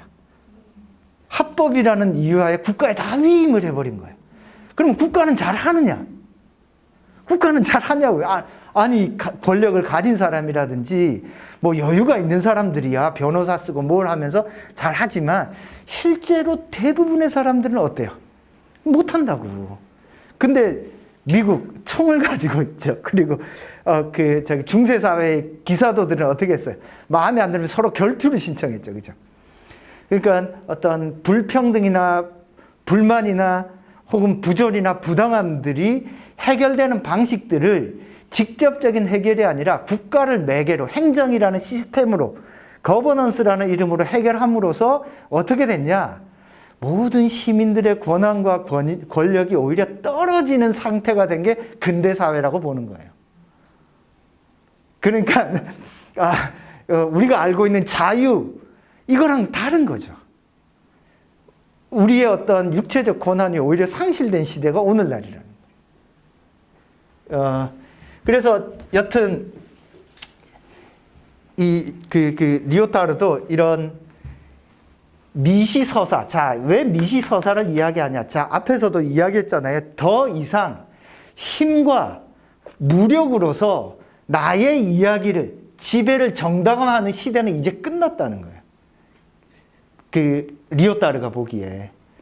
힘과 무력으로, 야, 내 말 들어. 넌 내 지배를 받아야 돼. 왜냐면 2차 세계대전이 끝났고 우리나라는 군부 독재가 끝났을 때 이제 더 이상 그런 힘으로 지배하는 건 안 된다라고. 그럼 뭐로 지배하느냐? 말로서, 언어로서 지배를 하게 되는데 그것이 이제 자본주의가 결합이 되는 거죠. 그러면 그 이후에 우리가 인간이 대등한 어떤 권한과 권력을 가지려면 뭐가 필요해요? 지식, 말, 언어, 소통하는 능력, 공감 능력 이런 것들이 훨씬 더 중요한 시대가 되었고 그러려면 뭐가 있어야 돼요? 자기 이야기가 있어요. 그러니까 요즘에 자기소개서 보잖아요. 자기소개서를 보는 이런 흐름을 가지고 있어요. 이 사람의 논리 흐름은. 그러니까 앞으로 그래서 우리가 대통령이 된다고 하더라도 어떤 사람이 대통령을 뽑아요? 뭔가 영웅의 스토리를 담고 있어야지. 그죠? 영웅의 스토리. 박근혜도 어때? 아버지가 독재자라서 고생했던 그 영웅의 스토리가 있는 거고. 노무현 대통령, 김대중 대통령 다 마찬가지고요. 그죠? 이명박도 마찬가지. 이명박 대통령도 마찬가지로 현대건설에 평사원으로 입사해가지고 압구정에 쭉 그 아파트를 세워서 이런 입지전적인 영웅 서사가 있단 말이에요. 그런 것들이 사람들을 감동시킨다는 거예요. 그런 것들이 하나의 어떤 권력으로서 작동하고, 아까도 이야기했어요. 과학이 과학 그 자체로 작동하는 것이 아니라 하나의 서사로서 작동한다고 했잖아요. 그러면 이제 우리는 나는 어떤 서사를 만들 수 있는가? 왜냐하면 이야기가 먹히는 시대예요. 앞으로는 더 그렇게. 그래서 앞으로는 훨씬 더 많은 엔터테인먼트 산업들이 많이 뜰 겁니다. BTS도 보세요. BTS가 왜 떠요? 저는 얘네들이 몇 명인지도 몰라. 하여튼 얘네들이 무명일 때부터 뭐 유튜브를 계속 찍어서 자기들이 어떤 음악을 내고 왜 그런 음악을 냈는지 쭉 올렸다면서요. 그러면서 그것이 전 세계적인 공감을 얻으면서 확장되었다고 했잖아요. 그러니까 이 자기 서사가 있어요. 이 서사의 유통 구조가 대신 짧아요, 이제. 유통 시간이 짧아요. 옛날에 근대 서사는 한 300~400년을 흘렸잖아요. 칸트, 헤겔, 누구냐. 데카르트로부터 이어져 온 어떤 근대적인 서사는 한 300~400년을 써먹었단 말이에요. 그리고 아직도 써먹고 있고. 근데 이제 이후에 나오는 어떤 서사들은 수명이 길지가 않아요. 길래야 길 수가 없고. 그리고 작은 이야기들이 무수히 생기기 때문에 유튜브 이거 보다가 딴 거 보잖아요. 그러면은 그 시대에 이제 자기 만족하면서 살려면 이제 돈을 벌거나 수익을 버는 건 요거는 어쨌든 현대를 살아가야 되는 사람들의 몫이니까 자기의 어떤 이야기들이 공감을 받을 때 이게 권력을 얻는 거죠. 그래서 이제 교재의 뒷부분 잠깐 볼게요. 12쪽, 13쪽입니다. 요거는 뭐냐면은 이 리오타르의 왜 철학을 하는가 여기에서 가지고 온 부분입니다. 그 리오타르가 왜 철학을 하느냐라고 할 때 리오타르는 어떻게 이야기하냐? 요거는 앞부분에 잠깐 설명을 해야 되겠네. 제가 잠깐 설명을 드릴게요.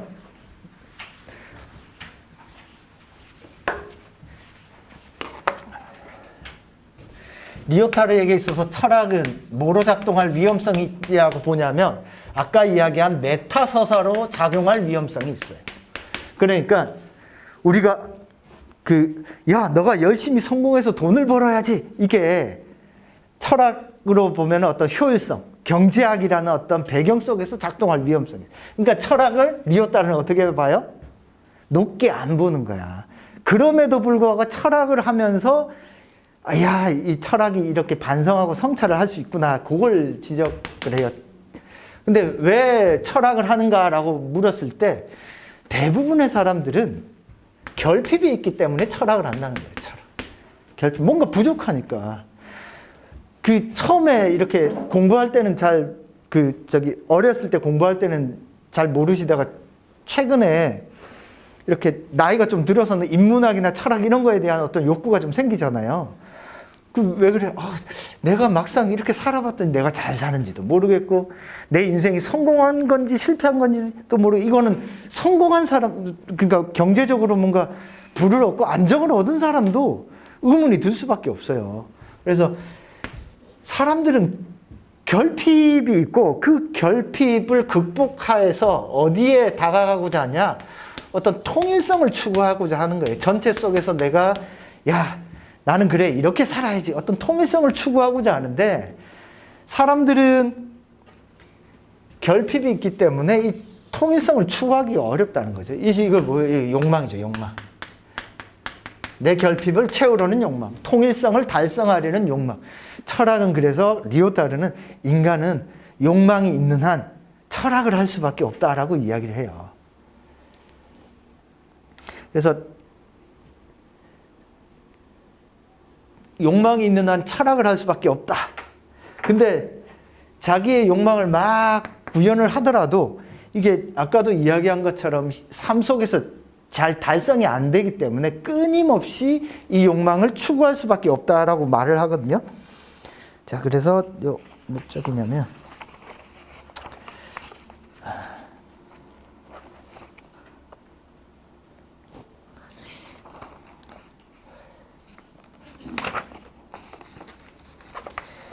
어디 갔냐?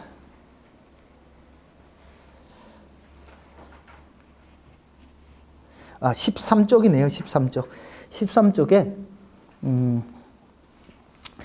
그 오른쪽에 단 두 번째 단락 볼게요. 지금 시대에 선진국에서 철학자를 사형시키는 경우는 없다. 최소한 사약을 큰 사발로 마시게 하는 경우는 없다. 그러나 철학자를 독살하지 않고 다른 방법을 써서 철학자를 죽일 수는 있다. 철학자가 여기에 자신의 결핍을 그대로 안고서 사회에 임하지 못하게 방해할 수 있다. 이 무슨 말이냐면요. 철학자가 독살을 이 큰 사발로 마시게 한다. 이 누구예요? 소크라테스를 말하는 거예요. 그러니까 그런 사회는 없지만 이 시대에서 철학자에게 뭘 얘기하냐. 야, 이제 그냥 너는 교수니까 사회 문제에 대해서 더 이상 얘기하지 마. 뭐 이런 얘기예요. 가령 소크라테스가 그랬던 것처럼 철학자가 종교의식의 주제자를 불러서 순진무구하게 신앙이란 무엇인가를 묻지 못하게 방해할 수 있다는 말이다. 철학자가 어떤 일을 못하게 할 수도 있고 부자 냄새 나는 개발의 노래 속에서 철학자의 부재가 너무 큰 소음이나 불협화음을 일으키지 않는 선에서 철학자를 외딴 곳에 쫓아보낼 수도 있겠다. 그러니까 철학자는 뭔가 기존의 질서를 벗어나서 자기만의 서사를 자꾸 이야기하라고 하는데 그렇게 되면 기존의 질서를 유지하는 권력자의 입장에서는 어때요? 이상하잖아. 그러니까 자꾸 쫓아내려고 한다는 거예요. 자, 그래서 13쪽 밑에 왼쪽 부분 볼게요. 그래서 여러분도 두 번째 단락입니다. 여러분도 그런 사상을 알고 있죠. 젊은 날에 마르크스가 1845년경에 집필한 포이어바흐에 대한 태제 11번 말입니다. 여기에 철학자들은 세계를 여러 가지 방식으로 해석하기만 했다. 중요한 것은 세계를 변화시키는 것이라는 말이 나오지요. 나는 철학의 무력, 무능, 무효의 실제 범위를 숙고하기에 좋은 출발점이 마르크스의 태제 안에 있다고 생각합니다. 그래서 리오타르는 어떻게 하느냐? 이 마르크스의 이 포이에바르에 관한 태제를 가지고 와서 지금까지 철학자들, 학자들 뭘 했냐? 뭔가 이 세상은 왜 이렇게 되고 어떻게 되고 해석만 했다라는 거예요. 여기 철학자는 과학자가 될 수도 있고 역사학자가 될 수도 있고. 중요한 거는 해석이 아니라 뭐라고요? 세계를 변화시키는 거. 그럼 세계를 변화시키는 건 실천이잖아요. 이거 윤리고 도덕이잖아요. 그래서 포이어바흐에 대한 태제를 가지고 와서 야, 더 이상 해석하는 데 집중하지 말자. 이미 해석은 끝났다. 왜? 포스트 모던 시대에 수많은 이야기들이 이렇게 퍼질 걸 우리 뻔히 알잖아. 그러면은 우리가 해야 될 건 뭐야? 이제 실천이야. 실천.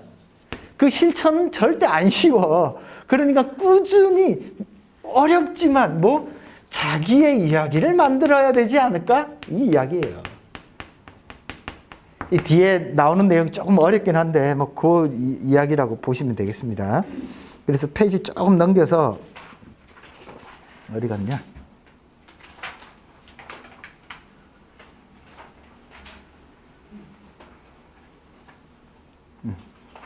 요거 더 뒷부분에 나오는 거구나. 그래서 15쪽 잠깐 볼게요. 15쪽의 네 번째 점 한번 보겠습니다.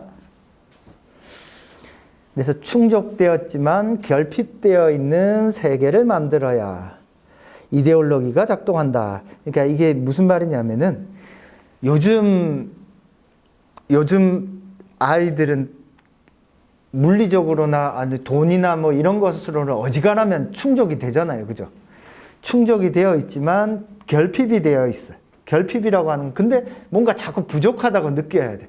그래야지 이 자본주의 질서 속에서 내가 돈을 열심히 벌어야지. 일을 열심히 해야지 이렇게 이데올로기로서 작동을 해요. 그래서 자본주의는 충족되었지만 결핍을 끊임없이 생산함으로써 충족을 망각하게 만들면서 철학을 하나의 승화, 이데올로기적 장치로 만들어요. 그래서 이게 제가 쓴 말이 아니라 이게 리오타르의 철학이란 무엇인가라는 말에 나와요. 그래서 리오타르는 철학이 어떻게 작동하느냐 이렇게 작동한다는 거예요. 자기 개발서로 작동하는 거죠. 그 승화라는 말 우리 프로이드 할 때 기억나죠? 승화가 뭐예요? 우리가 사회에서 막 억압을 받잖아. 억압. 야, 너는 왜 그렇게 살아? 제대로 억압을 받는다고요. 규칙과. 근데 이 억압을 어떻게 해요? 아, 난 이렇게 살면 안 되지. 내 나름대로 인생을 찾자. 그래서 어떤 사람은 예술로 승화하고 어떤 사람은 공부로 승화한다고. 그런데 철학이 뭐로 작동한다? 프로이드를 싹 가져와서 리오타르가 철학이 이 억압에 대응하는 승화로 딱 작동을 할 때 뭐가 되냐? 하나의 이데올로기로서 작동한다는 이데올로기. 자본주의의 어떤 이데올로기죠. 그냥 무조건 따라야 돼. 그러니까 이데올로기라고 하는 건 그 아까 저기 이념을 가리키는 겁니다. 이념, 이데올로기. 이데올로기는 이념인데 요거는 아까 헤겔이 말했던 것처럼 어떤 이성이 관념을 만들고 관념이 모여서 하나의 이데올로기를 만드는 거예요. 이데올로기. 이게 절대 정신까지. 이게 어떤 이념이거든요. 이념. 이 이데올로기라고 하는 건 사람들이 올바르다고 믿고 추구하고자 하는 어떤 공통된 사고방식이라고 생각하면 돼요. 이건 공통된 사고방식. 근데 철학이 어떤 위험이 있느냐? 자기도 모르게 어떤 이런 이데올로기를 그냥 막 주입, 강제할 위험성이 있다라고 이 사람은 보는 거예요.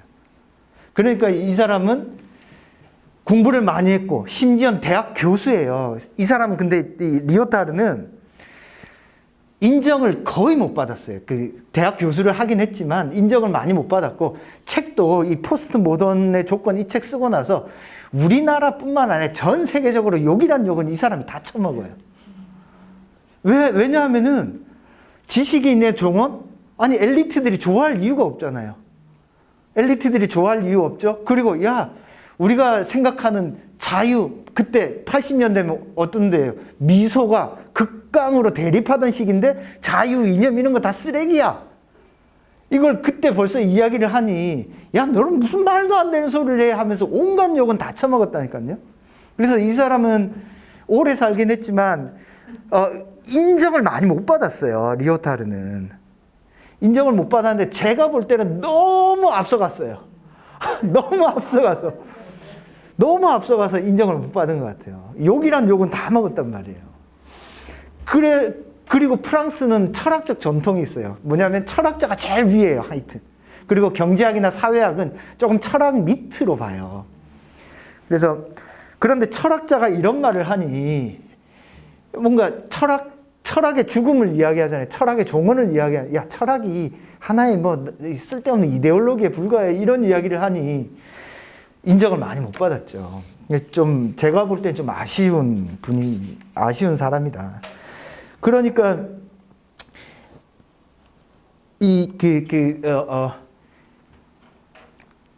리오타르가 보기에는 이미 이제 거대한 이야기는 나올 거 다 나왔다. 앞으로 시대는 작은 이야기밖에 없잖아. 그러면 이제 우린 뭐 해야 돼? 행동을 해야 돼. 실천을 해야 돼. 네 이야기를 만들어야 돼. 자신의 이야기를 전달해야 돼. 어디에 이런 어떤 자본이나 어떤 개인주의에 빠지지 않는 자기만의 공감할 수 있는 이야기들이 사람들을 다시 한번 뜨겁게 만들 수 있다라고 말을 하는 거죠.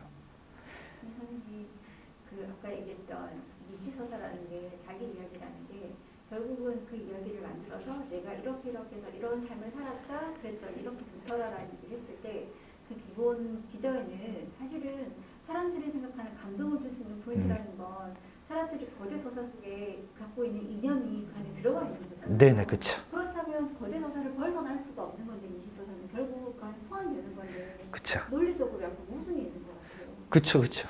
그렇게 봐도 괜찮아요. 근데 그걸 자꾸 벗어나려는 어떤 시도 노력들을 할 수밖에 없다는 게 이제 철학의 길이라고 보는 거예요.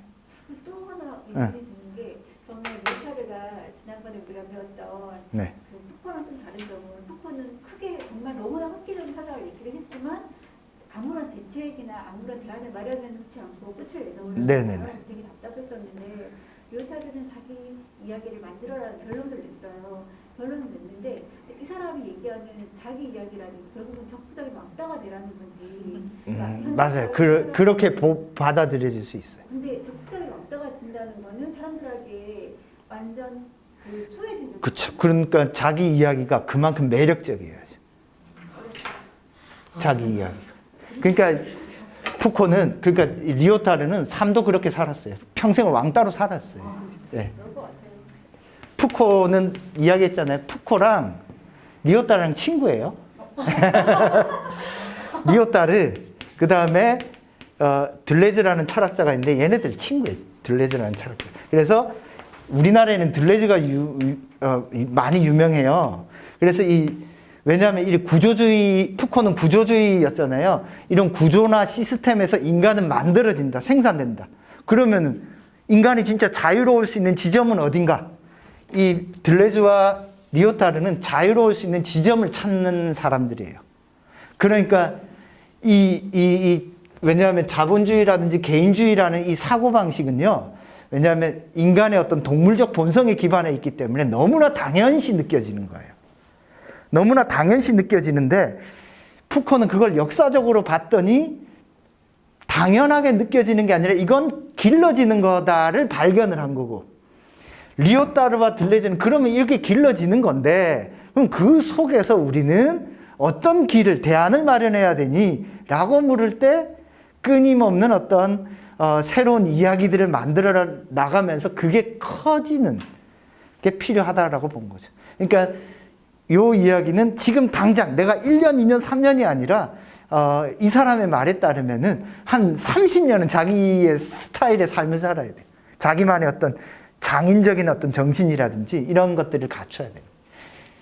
절대 쉽지 않고, 그러니까 30년 하다가 제가 보기에는 자본주의나 그런 거에 이렇게 물들어서 갈 것 같아요. 그렇죠. 그 대부분은 그렇죠. 그러니까 그걸 이 사람은 나쁘다고 보지는 않아요. 왜냐하면 너무나 강한 질서가 있으니까. 우리가 그걸 벗어나기는 어렵잖아요. 근데 우리가 역사적으로 보면 중세가 어찌됐건 근대로 넘어왔잖아요. 근대가 뭐 포스트 모던 시대로 왔고, 어찌됐건 포스트 모던 이후의 어떤 시대에는 또 다른 시대가 펼쳐질 텐데 그 펼쳐지는 시대의 어떤 모습들은 누가 어떻게 만들어갈 것인가, 이거는 살아있는 사람들은 예측하기 어렵죠. 그렇지만 이런 리오타르 같은 사람들은 그런 시도들을 누군가는 해야 되고 꾸준히 해야 된다라고 보는 거죠. 저는 철학계에서 선생님처럼 선생님 그쪽이에요. 예. 네. 내 마스크를 껴서 누가 말하는지 몰라가지고. 그러면 철학계에서 네. 선생님처럼 이 사람에 대해서 재평가를 하는 분인가요? 그쵸. 리오타르는 요즘에 예. 아직까지는 많이 주목을 받고 있지 못한데, 저의 개인적인 생각은, 저는 리오타르 책을 아까 언제 20대 후반에 읽었다라고 했잖아요. 그때 읽을 때도 상당히 재밌게 읽었어요. 근데 계속 평가를 못 받다가 제가 다시 관심을 가지게 된 건 뭐냐면 인공지능 이야기 나올 때. 왜냐하면 리오타르 책에 인공지능과 빅데이터에 대한 이야기가 벌써 있어요. 그리고 실제로 리오타르가 이야기하는 모습을 거의 우리가 따라가고 있어요. 자, 빅데이터가 우리의 취향, 정서 다 통제하고 관리하고 예측 가능할걸요? 심지어는 내가 광고 뭐 보면 다른 페이지 가면 광고도 다 떠 있어. 그런 상황에서 나는 자유로운 존재인가? 아니, 편리는 하지. 주는 것만 그냥 구매하고 살아가지고 편리하죠. 그건 동물로 살아가는 거랑 뭐가 다른데요? 그러니까 이제 리오타르는 질문을 던지는 거죠. 야, 이 미래 사회에서 얻는 어떤 자유의 모습은 쉽지 않다. 오히려 편안함을 힘으로 두들겨 패면 내가 고통스러우니까 반격이라도 하겠는데 편안하게 만들어준단 말이에요. 그냥 누워서 텔레비전 리모컨 키면 되고, 인터넷 들어가면 다, 스마트폰을 클릭 몇 번 하면 다 되고, 나를 이 시스템이나 구조가 길들인단 말이에요. 그리고 그것에 대해서 내가 복종한다라는 느낌도 없어. 그냥 자유롭다고 느끼지 복종한다는 느낌도 없어요. 이런 시대 속에서 우리는 앞으로 살아가게 될 거다라고 이야기를 한 거예요. 80년대에. 그 자기만의 이야기를 쓰잖아요. 자소서 아이들 쓰고 네. 이렇게 할 때 그게 사회 안에 맞는 사회에 적응하기 위한 자소서지. 그죠, 그죠. 활동이나 내용들이 다 그렇잖아요. 그러니까 독특한 자소서는 사실은 안 뽑잖아요. 지금은 그죠. 함께하는 걸 되게 중요하게 생각하기 때문에 이렇게 자기만의 작은 이야기를 쓴다는 게 쉽지가 않을 것 같아요. 아, 그렇죠. 그러니까 그렇지 않으면 아예 네. 그냥 사회 밖에서 정말 독단적으로 뭔가 할 수 있는 걸 하지 않는 이상은 그러니까 어려운 것 같은데. 저는 그래요. 학생들한테 요런 사고방식이 삶에서는 어떤 실천적인 의미를 가지냐면요. 우리가 공부를 하거나 어떤 일을 하거나 할 때 선택지를 두잖아요.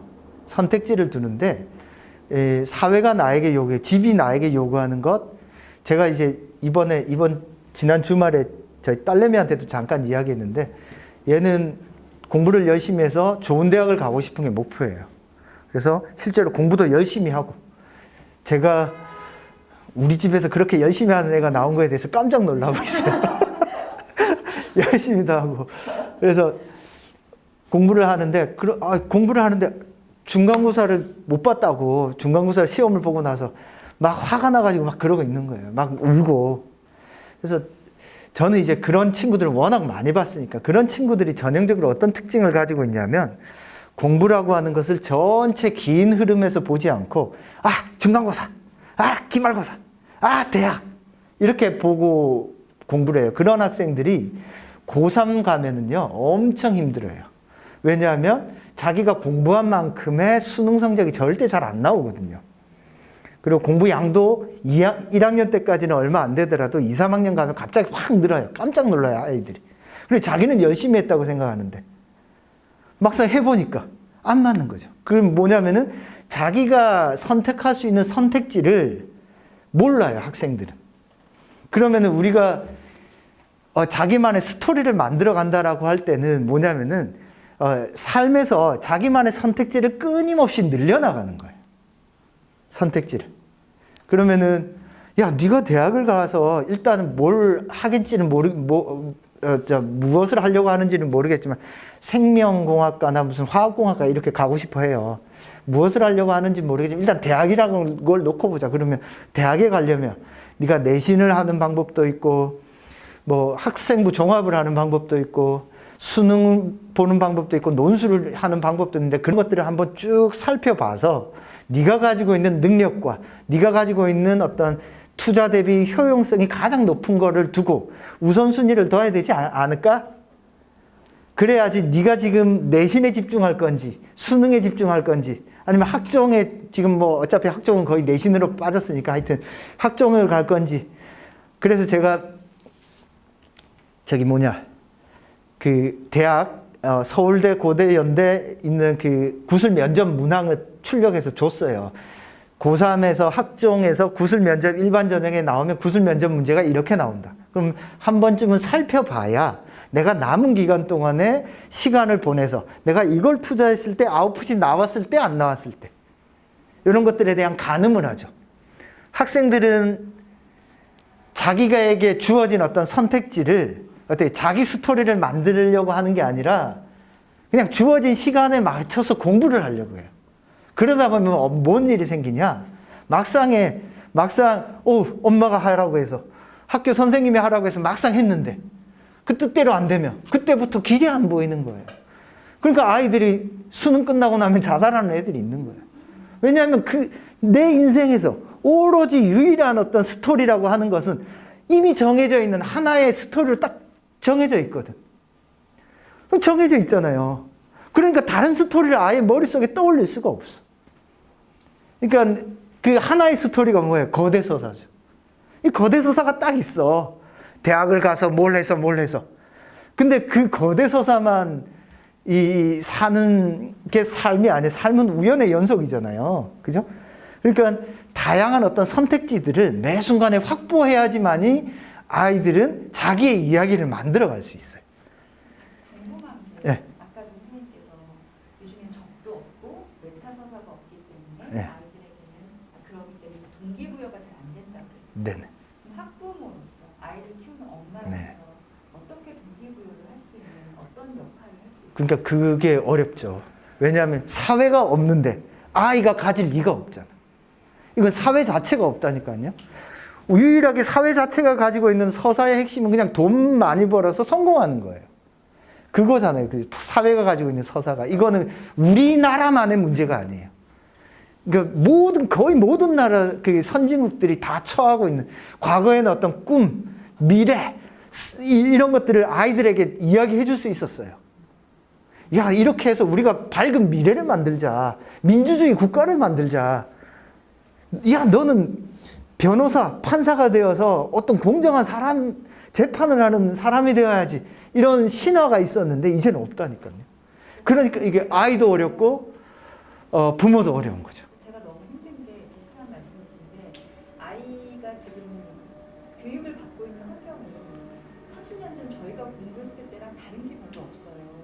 그 말은 뭐냐면 아이들은 2000년대를 넘어선 아이들이 지금 살고 있는 이 세상에 심지어 온라인으로 수업하고 뭐 4차 혁명이 일어나고 있다는 이런 세상에 살고 있는데 교육 시스템은 30년 전 걸 그대로 하고 있잖아요. 네. 근데 그런 아이한테 너 공부해야 된다, 대학을 가야 한다라고 말을 할 수가 되게 없거든요. 아, 그렇죠.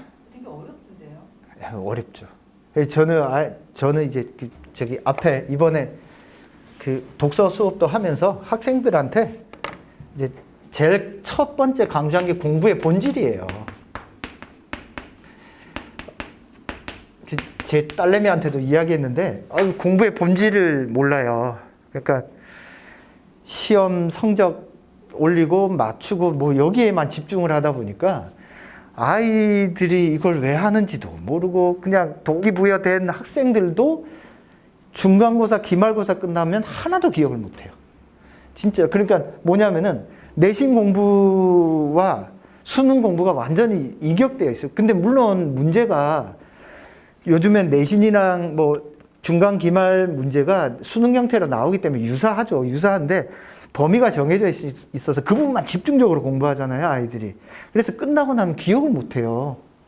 그래서 제가 학생들한테 강조한 거는 90%는 네 공부 자체에 집중해라. 그렇지만 10%는 항상 생각해야 된다. 이 공부가 지금 전체 목차에 어디에 있고 이걸 익히는 게 어떤 의미가 있고 이게요, 처음에는 몰라요. 학생들이 10%만 하잖아요. 나중에 고2, 고3 때 가면 큰 힘을 발휘해요. 왜냐하면 딱 보면 이게 어디에 있는지 알아요. 그러면서 수학이면 수학의 2차 함수나 확률 통계 뭐 이런 것들이 왜 나왔는지 본질을 이해하면 이런 의도를 묻고자 했는구나 이게 보이는데, 그래서 문제 자체에 치이지 않는데 이 과학이 됐건 수학이 됐건, 제가 그래서 수업 시간에 과학이 뭐니 물으면 몰라. 과학이 뭐야 물으면 몰라요. 그래서 과학은 이런 걸 이런 사고 과정을 통해서 탐구하는 거예요. 제가 학생들한테 추천하는 방법은 네가 어떤 공부를 했을 때 이걸 설명하는 내용, 사람들은 도대체 왜 이 이야기를 하는지 한 번쯤 문제 푸는데 급급하지 말고 학생들은 100% 그냥 다 문제 풀고 머릿속에 넣는 데 집중을 해요. 근데 이 10%가 뭐냐면 아까 이야기한 메타적 사고예요. 메타적 사고. 공부가 끝나고 나면 5분에서 10분은 항상 오늘 공부한 게 뭔지, 챕터 어디에 들어가 있는지, 이게 전체에서 어떤 의미를 차지하는지 그거 항상 정리정돈하는 습관을 들이라고 제가 얘기를 했어요. 근데 이게 아무리 이야기를 해도 자기가 듣고 싶을 때 들어야 이게 머릿속에 들어가지 억지로 하면 절대 안 들어가요. 그래서 저도 2주 지나서 이 이야기를 한 거야. 저희 애한테. 딱 그냥 기분 좋을 때. 기분 안 좋을 때 이야기하면 문 쾅 닫고 들어가요. 저희 아이가 같은 경우는 이런 식으로 시켜가지고 네. 이렇게 공부에 재미를 들이고 깊게 파는 네. 이게 재미를 들여서 계속 이렇게 공부하는 그거를 들였는데, 학교 교육에서는 예를 들면 내신에서는 지역적으로 사람 놀리듯이 막 이렇게 막 그렇게 문제가 나오니까 그거 진짜 힘들죠. 굉장히 그 좌절감을 많이 느끼거든요. 그러니까 그게 참 우리나라 교육 제대로 된 그 공부 방향을 갖고 하기가 너무 어렵더라고요. 맞아요. 근데 이제 나중에 초반에는 좀 그런데요. 뒤로 가면 갈수록 이렇게 요런 연습을 한 친구들이 훨씬 더 두각을 나타내요. 저는 그래서 리오타르 보면서 야, 힘들게 살았겠구나. 실제로 힘들게도 살았고 돈도 많이 못 벌었어요. 이 리오타르를. 그리고 철학적인 어떤 연구를, 왜냐하면 책을 읽어보면 이 사람이 공부를 어마어마하게 했다라는 느낌을 확 받아요. 그러니까 과학, 수학, 뭐 온갖 것들이 다 나와요. 다 나와서 과학적 정당화의 방식 뭐 다 들어가 있는데 이거를 압축적으로 딱 써가지고 이게 쉽게는 딱 이해가 안 돼요. 근데 공부의 양이 어마어마하다는 것이 느껴져요, 리오타르는. 근데 이제 인정을 못 받았죠. 그게 왜 그러냐? 자기 철학이 약간 그래서 그래요. 그러니까 자기가 인정받을 생각도 크게 없었던 거죠, 어떻게 보면. 나는 아웃사이더로 살더라도 철학이 하나의 어떤 지배 논리를 강화하는 수단이 될 수 있다라고 생각을 한 거고, 그래서 마지막에 보시면은 요거 한번 볼게요. 3쪽입니다. 3쪽. 3번입니다. 요거. 리오타르 철학이란 무엇인가의 제일 마지막 부분에 나오는 문장을 옮겨놨는데요. 철학을 하는 이유는 바로 이겁니다. 욕망이 있기 때문에, 현존 속에 부재가 있기 때문에. 요거는 무슨 뜻이냐면 리오타르는 해결적인 마인드가 조금 있어요. 근데 해결적인 마인드를 이렇게 극복하려고 하는 것 같아요. 현존, 그 전에 해결하면서 객관이라고 하는 것을 뭐라고 했죠?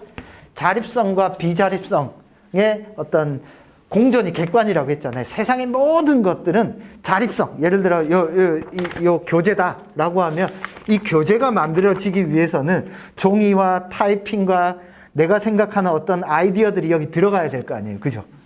그런 것들을 선택하고 그렇지 않은 것들을 버리면서 요게 나타나잖아요. 그러니까 이 리오타르가 사람이 철학을 하는 이유는 뭔가 욕망이 있기 때문에, 욕망이 있다는 건 결핍이 있기 때문이라, 요 얘기입니다. 요 얘기. 그리고 욕망을 통해서 어떤 통일성을 획득하기 위해서인데 현존 속에 부재가 있다. 나는 지금 존재하지만 내가 원하는 모습으로 현존하진 않잖아요. 모든 사람들이. 거기에는 내가 원하는 모습은 부재해 있죠. 그런 뜻입니다. 생체 안에 죽음이 있기 때문에 우리는 살아있지만 죽음을 걱정하잖아요. 그죠? 그리고 권력이 아닌, 또한 아직 권력이 아닌 우리의 권력이 있기 때문에 아직은 권력이 없어요. 왜? 우리는 거대 서사라든지 사회가 만들어낸 서사의 승리 서사에 따라갈 수밖에 없단 말이에요. 근데 자기만의 서사를 만들지 못하잖아요. 이게 이제 우리의 권력이 있기 때문에, 우리의 권력을 이제 만들어내야 하기 때문에 이렇게 읽으시면 됩니다. 우리가 얻었다고 생각했던 것이 소외되고, 그러니까 막상 그래서 막 얻었다고 생각했는데 좀 지나고 나서 보니까 또 잃어버린 거죠. 상실되는 사태와 행위, 말해진 것과 말하기 사이에 벌어지고 말았기 때문에. 그리고 마지막으로 우리는 말을 통하여 결핍의 현존을 증명하지 않을 수 없기 때문에. 사실 말해서 어떻게 철학을 하지 않을 수 있답니까? 결국에는 이런 결핍된 상태, 통일성을 이루지 못한 상태에 인간은 언제든지 놓일 수밖에 없기 때문에 그 통일성을 추구하려고 하는 어떤 노력이나 의도, 그리고 이런 것들이 우리에게 철학을 야기한다. 철학함을 이야기한다라고 이제 리오타르는 보는 것 같습니다. 그러니까 이 작업은 쉽지가 않죠. 평생을 해야 되죠. 내가 현존 속에 부재가 있잖아요. 내가 지금 존재하고 있지만 내가 원하는 모습으로는 사는 사람 아무도 없잖아요. 그러니까 철학하는 건 이제 인간이 살아가는 한 평생을 할 수밖에 없다라고 보는 것 같아요, 이 사람. 저는 그래서 아이들을 저도 키우고 가르치는 입장에서 학생들이 스스로 항상 그냥 치여서 공부하는 것보다 자신의 선택지를 계속 확장하려면 어떻게 해야 되냐면은 요거 진짜 중요해요. 내가 지금 어디에 있는지를 계속 확인해야 돼요. 전체 공부에 어디쯤 와 있는지. 그래서 저희 딸내미한테도 야, 공부가 그렇게 스트레스 받으면은 네가 수능 공부를 통해서 대학을 갈지 학종을 갈지 뭐 검정고시를 볼지 수많은 선택지를 고려해봐라. 거기에서 네가 지금 중간고사만 미친 듯이 계속 공부하고 있는데 그게 네 대학 가는데 몇 프로나 영향을 미칠 것 같냐. 그게 많이 미칠 수도 있고 적게 미칠 수도 있고 자기의 선택지에 따라 달라지잖아요. 그죠? 그런 선택지를 두고 있으면 뭐가 되죠? 나는 자유로운 사람이 됩니다. 근데 그 선택지를 내가 의식하지 않고 그냥 주는 대로 하다 보면 나는 어때요? 수동적인 존재가 되죠. 똑같이 공부를 해도 이런 선택지를 두고 있는 사람과 야 이거 해야 돼 저거 해야 돼 압박의 리스트가 나를 이렇게 짓누르는 사람은 큰 차이죠.